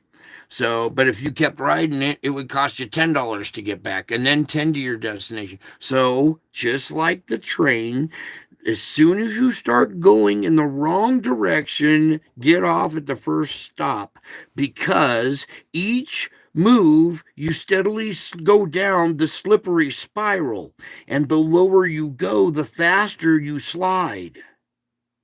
Can we all agree on that? The lower you go, the faster you slide, but it is still possible to at least apply the brakes. Quit going down. Just apply the brakes, slow down, and stop descending down that spiral. Cry out to me in my name. Affirm your trust in me, regardless of how you feel. Thank me for everything. And through this, and though this seems unnatural, even irrational, gradually you will begin to ascend, recovering your lost ground. When you are back on ground level, you can face your circumstances from a humble perspective. If you choose supernatural responses this time, trusting and thanking me, you will experience my unfathomable peace. Okay? It's very simple stuff, but very hard to do. So, persistence and patience, all right? You got to keep working at it. I don't expect perfection. It's progress, not perfection. It's persistence, not perfection. It's that, let me talk about like a country that's in first place like we are. We lose our drive to achieve even more. We've gotten lax and lazy, and second place has that hunger now. They want first place, right? Anybody behind us wants that spot. They still have that hunger. We don't, because we're in that first place. We put it kind of in hydroglide, just kind of cruising along now, while everybody else is hot-footing it to catch up and pass us, right? So, where did I have that? So, the same thing. You have to apply the brakes. Cry out to me in Jesus' name. Thank me for everything through this, though it seems unnatural, even irrational. but gradually you will begin to ascend and recover your lost ground. Okay? When you're back on level ground, you can face your circumstances from a humble perspective. If you choose these supernatural responses these times by trusting and thanking me, you will experience that unfathomable peace. My unfathomable peace. You guys, a bunch of you guys have been practicing this, and I have seen your results. And you guys have seen your results. That's what's awesome. You're really believing now because you're seeing the results now. You're applying what I'm teaching. It's not just a bunch of words. Some of you are out there actually practicing this and applying it and getting relief and finding results. You're finding it harder and harder. The more you get results, the more you get tested, right? So it's just important that we're on a spiritual journey. We're trying to mold and fashion a God here. It's not just a person. Your spirit is much more than you think. All right. So if you do what comes naturally in the face of difficulties, you will fall prey to negativism. When you're back on level ground, you face your circumstances from a humble perspective, and by trusting and thanking me in these hard times, when you choose that supernatural response instead of complaining and forgetting all about it and reverting back to the ways of the world, well, when you return to me and trust me and thank me, you will experience this my unfathomable peace. I am the creator of heaven and earth, Lord of all that is and all that will ever be. Okay, Lord of all that is and all that will ever be. Although I am unimaginably vast, I choose to dwell with you and within you, permeating you with my presence. When you guys are listening to me and you're listening to my voice, do I permeate you with my presence? When you see my real face right there, that's me. That's me too. Here, back up a little bit from the camera here and see if we can get this effect again. It's not close enough. Yeah. Let's shine on that side right there. Huh? I'll do it like this because the camera's a little bit backward.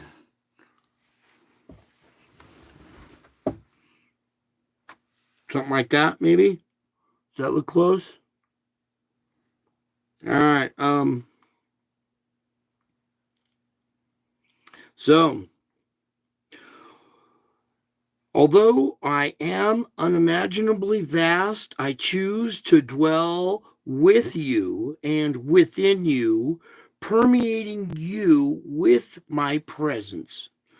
Only in the spiritual realm could someone so infinitely great live within someone so very small. So be awed by the power and the glory of my spirit within you. My spirit in you. You feel it. What you're feeling in there is me. I'm like a lion. You'll feel it inside your heart going, Rah! I feel power. I feel God. Yeah, that's love and power, just pure light. All right. So, though the Holy Spirit is infinite, he deigns to be your helper. Okay. So the Holy Spirit is infinite and it's just dying to be your helper. He is always ready to offer assistance. All you need to do is ask. All right, I know that. You're looking at my. All right, let's go back to that. Anyways, okay. I love giving, so all you need to do is ask. If it's within my will, if it's within the rules, we're spiritual warfare here, right? So when you're praying within that realm, you're going to get your prayers answered. Just that simple. All right, now, So it's always there to offer you assistance. All you need to do is ask. So when the path before you looks easy and straightforward, you may be tempted to go it alone instead of relying on me. But this is when you are in the greatest danger of stumbling. So ask my spirit to help you as you go each step of the way. Never neglect this glorious source of strength that's within you. My strength is growing inside you. All right. The source of strength is within you. So never neglect this glorious source of strength within you.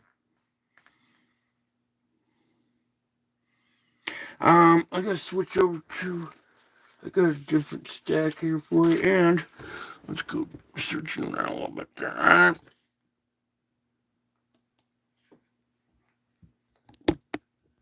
Let's find another image here. What was this one that we erased? Or do we still have it? I think it got erased. Oh, that's that one.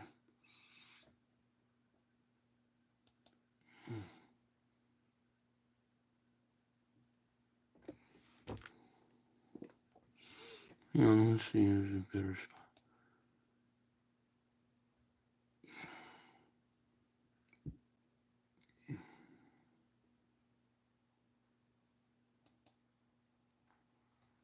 I'm trying to get it from a perspective further back so you can see the stab wound effect of it.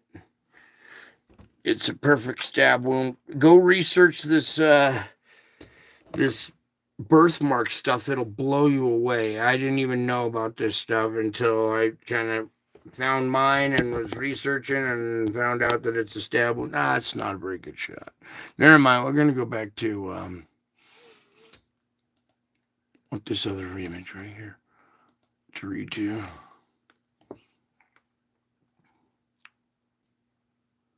So you're assured of who I am, I say I am. All right? I don't go around telling everybody, oh, I'm so-and-so. Can't do that. It has to be done a different way. It has to be the impossible way, right? It has to be impossible. So that way, when it's done, you see the possibility and you know that it's actually true. Can we get past this Bleecker Street? I mean, come on. Can we get any bleaker than Bleecker Street and jam up my channel in the middle of my program here? Well, all I was trying to do is pull up another image here, but apparently we can't get cooperation. So, Jesus, please, can we have some cooperation with this computer? I'm going to go back to reading here. I had some really important stuff, and I want to stay on a thread, and I really want this thing to work. Seriously, kind of. And this is the stuff I put up with all day long. It seems to be whatever irritates me the most is what's like dished at me. And then if that doesn't get to me, then something else will be thrown at me and something else. And until it's the one thing that you hate the most, like standing in a line at the DMV. Nobody really likes doing that, right? So imagine having a bad day and then finding out at the very end of the day when you thought you were going to be eating dinner. Nope. Go to the DMV and wait the rest of the night and day. And come on, Lord. This is ridiculous now. All right. So looking at Tweaker Street there, we're going to talk about some real important things.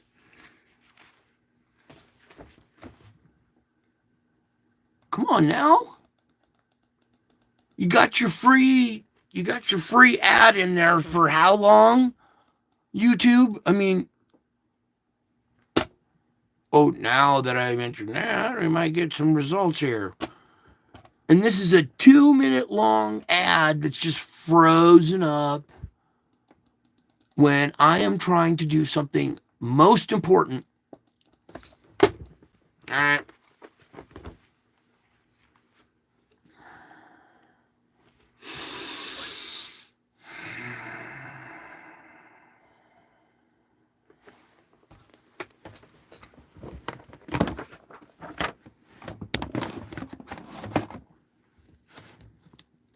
There you go, YouTube.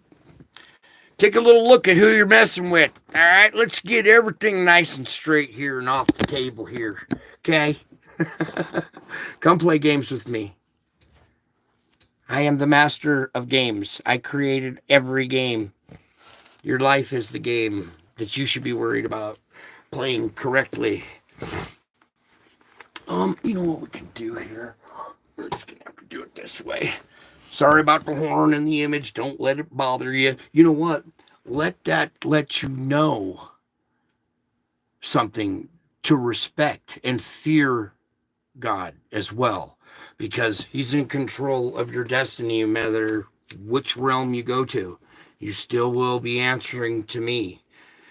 I have died, gone to hell, overcome hell. I overcame hell. And now I am the master of both of those realms. Regardless, either way, you're still going to answer to me.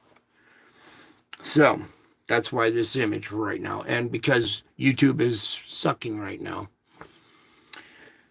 Pardon my French. I'm sewing up that filter the best I can here. So let's start anew again here with a new stack of notes.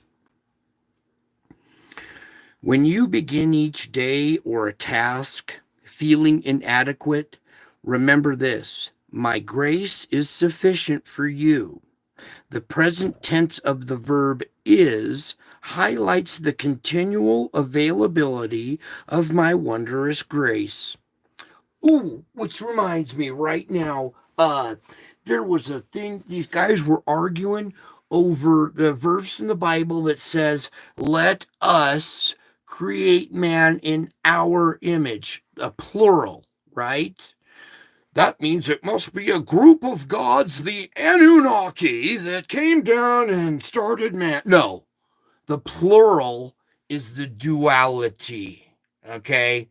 There are two entities in one spiritual body, in one spirit, okay? Half good, half evil, just like you.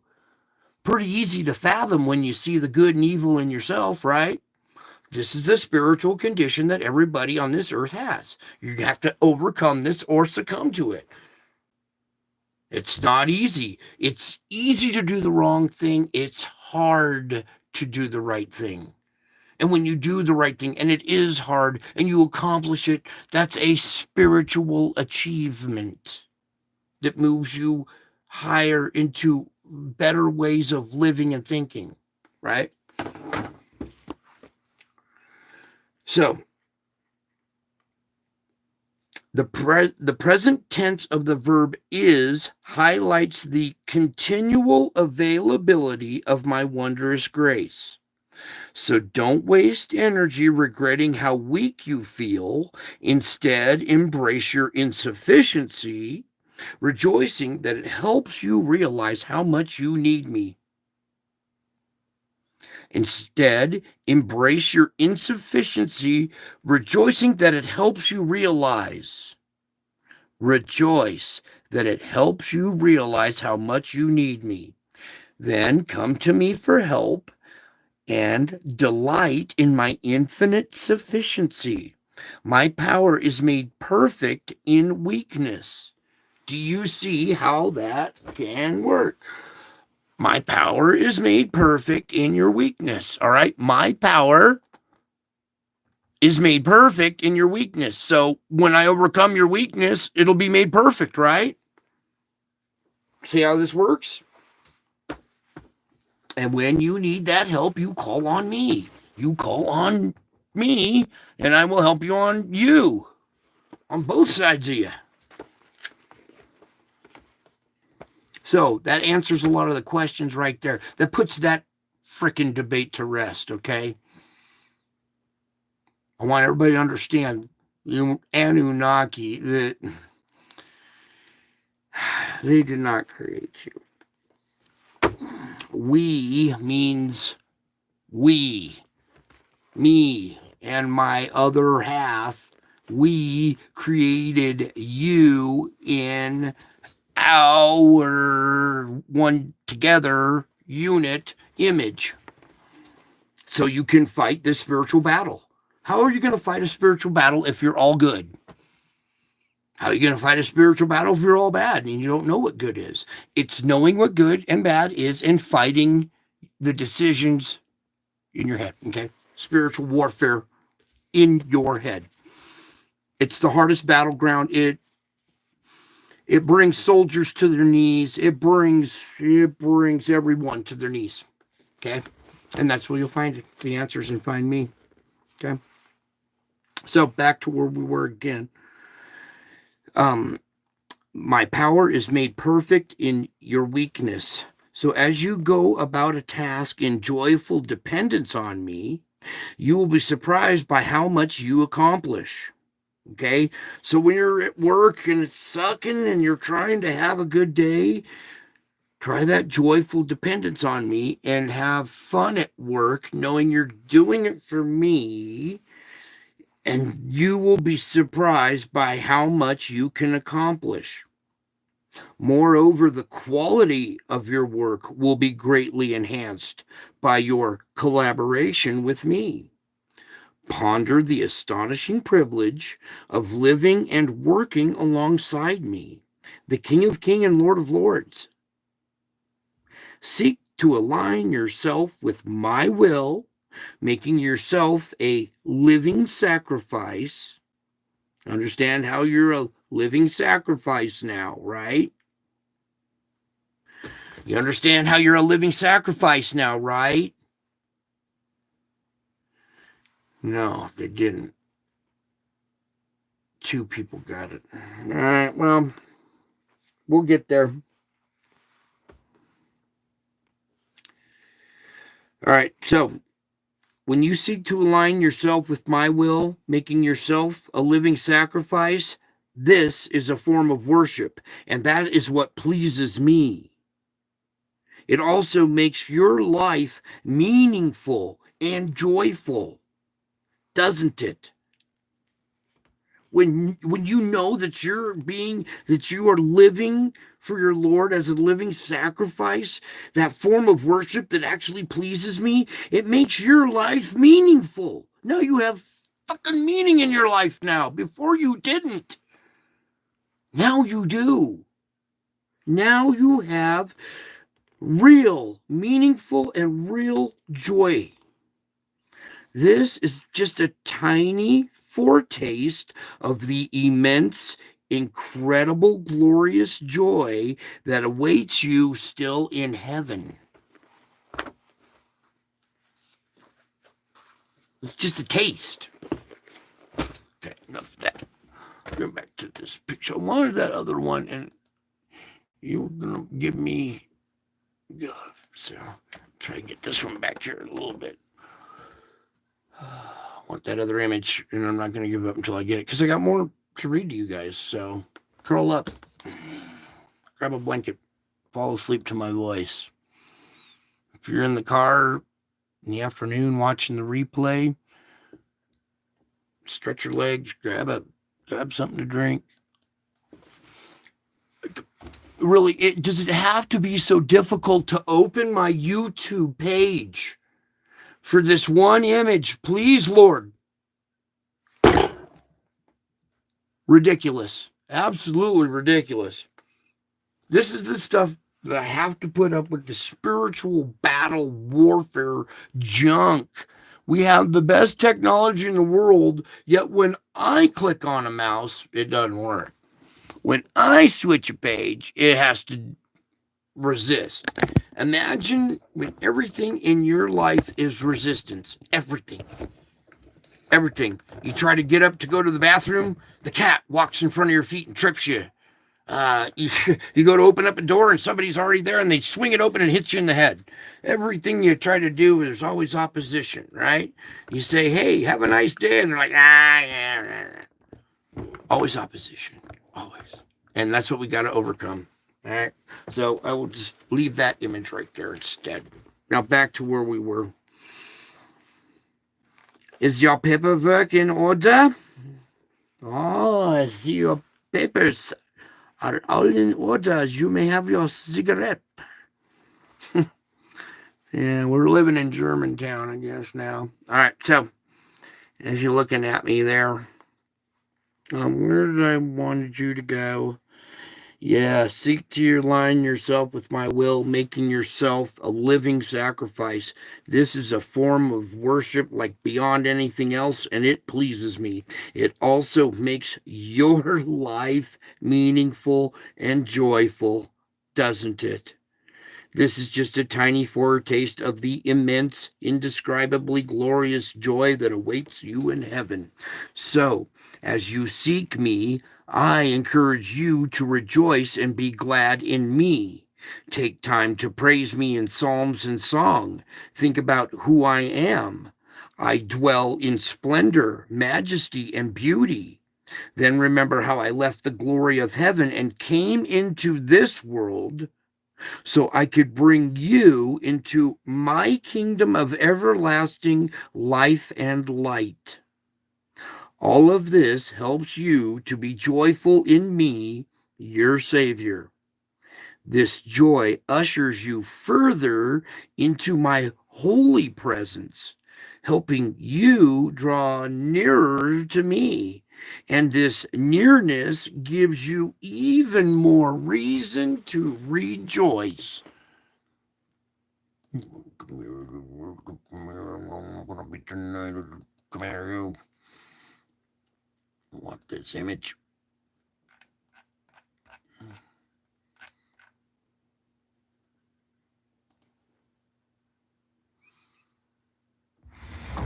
Go ahead, play your ad. Understood that they could use sound to reduce their weight and the gravitational effect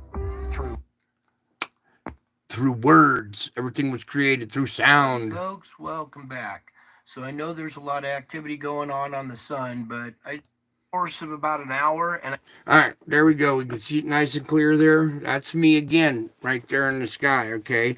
Now what I just read to you, I want you to think about this again. I'm going to read it to you to that image. I want you to look at that and listen to me. Being joyful blesses not only you, but other people. Your family and friends will benefit from your gladness. Okay, I want to back up even more again here.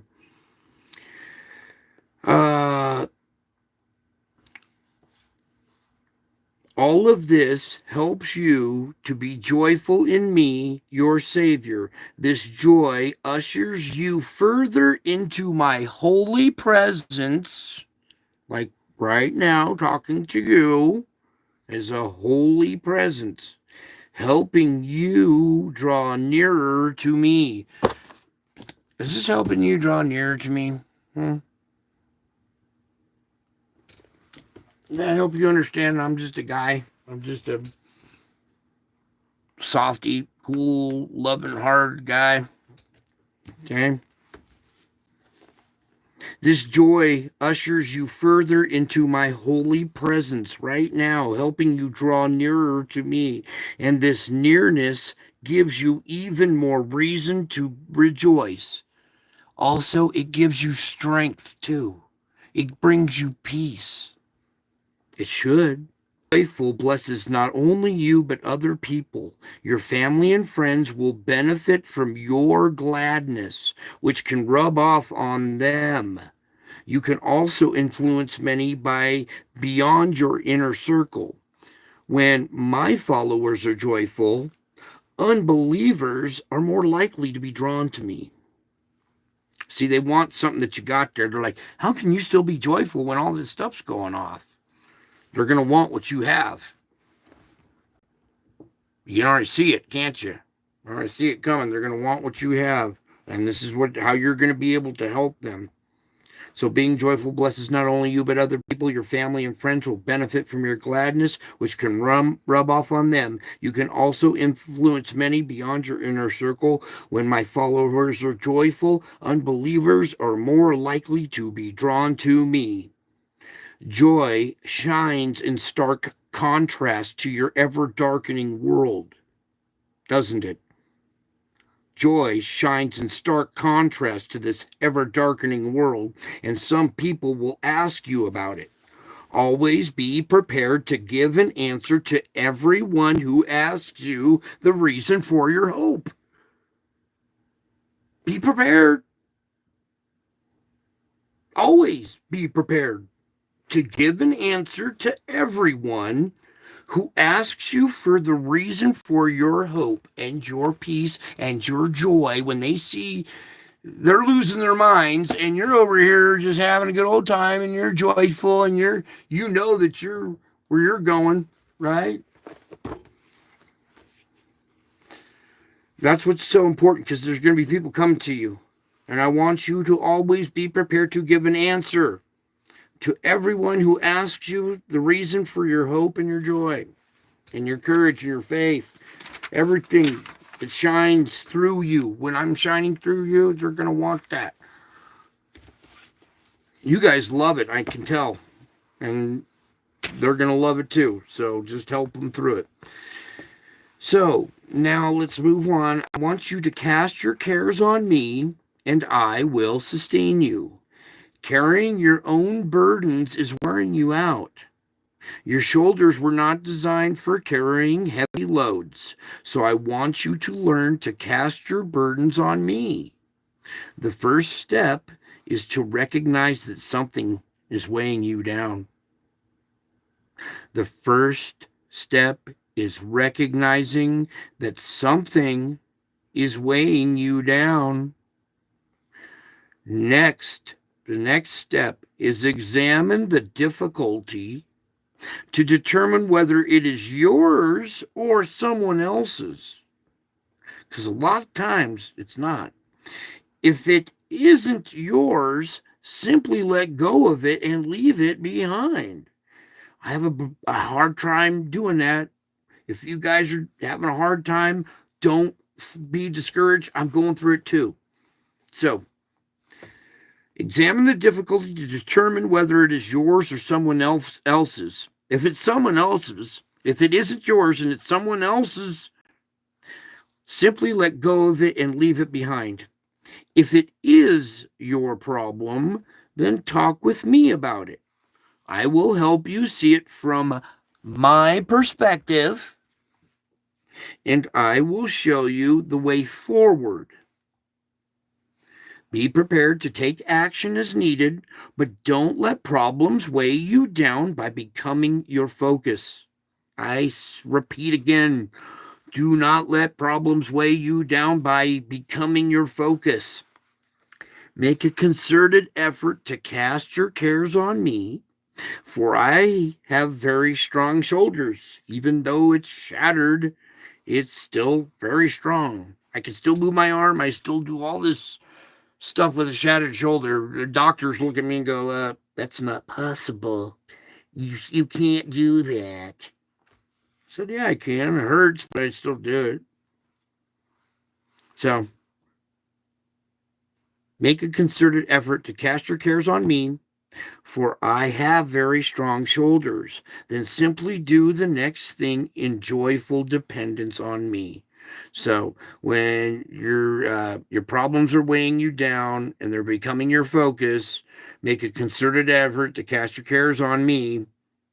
Simply do the next thing in joyful dependence on me. Be encouraged by my promise to sustain you, to hold you up and provide what you need. I will supply all your needs according to my riches and glory. Now, let's close out with this one here.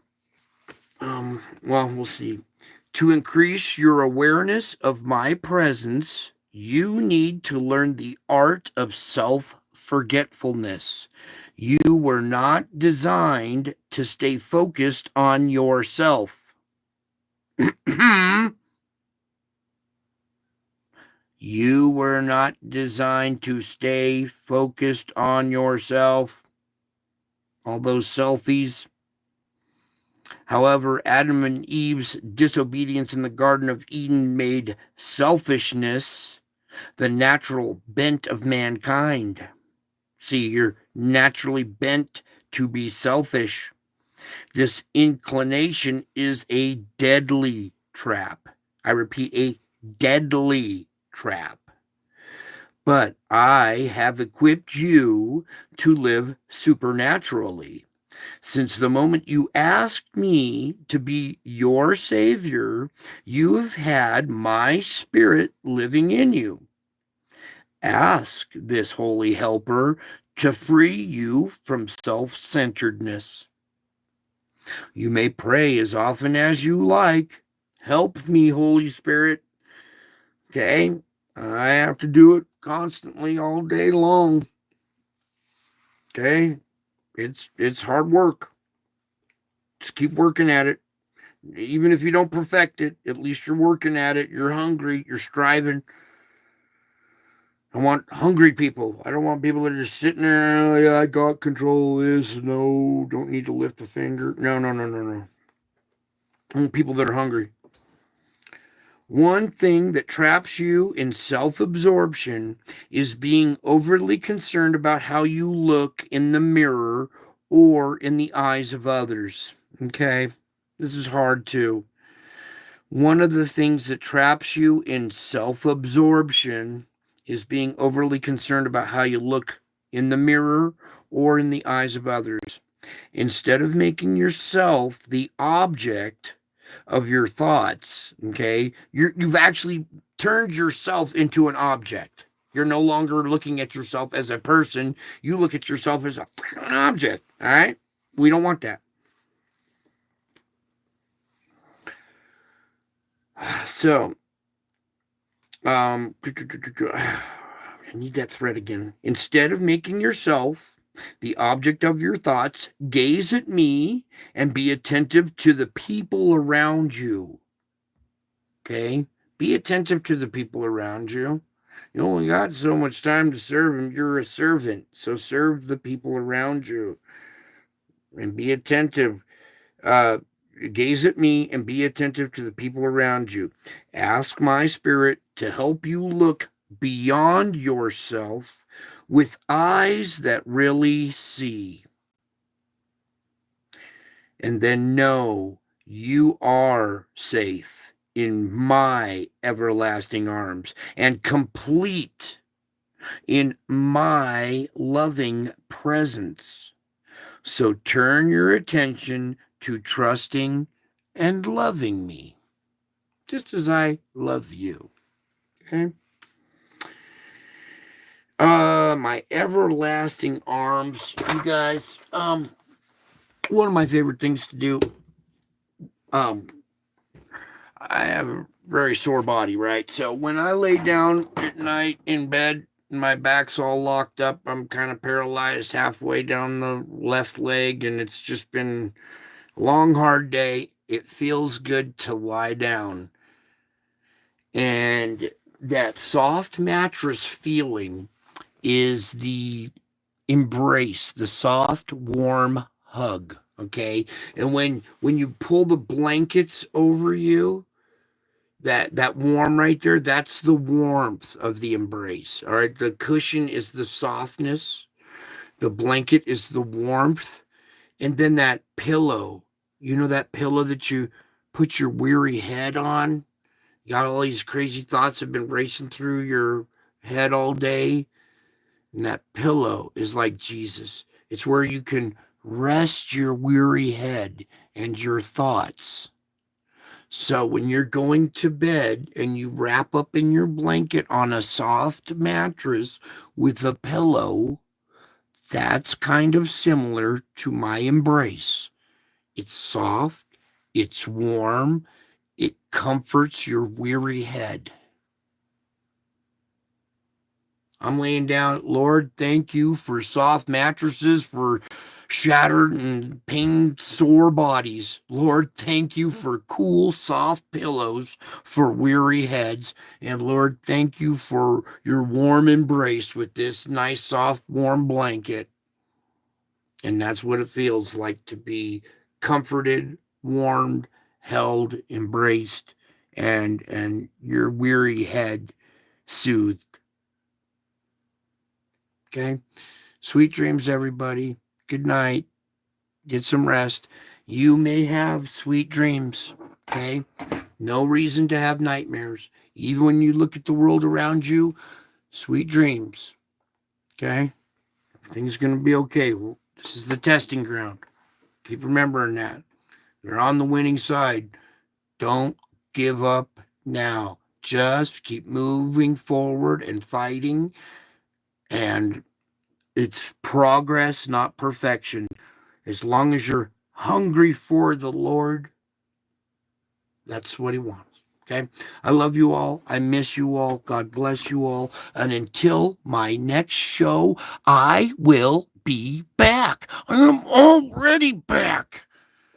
You guys are going to see that real soon here. Okay? And you're going to be on the winning team. Love you all. Bye.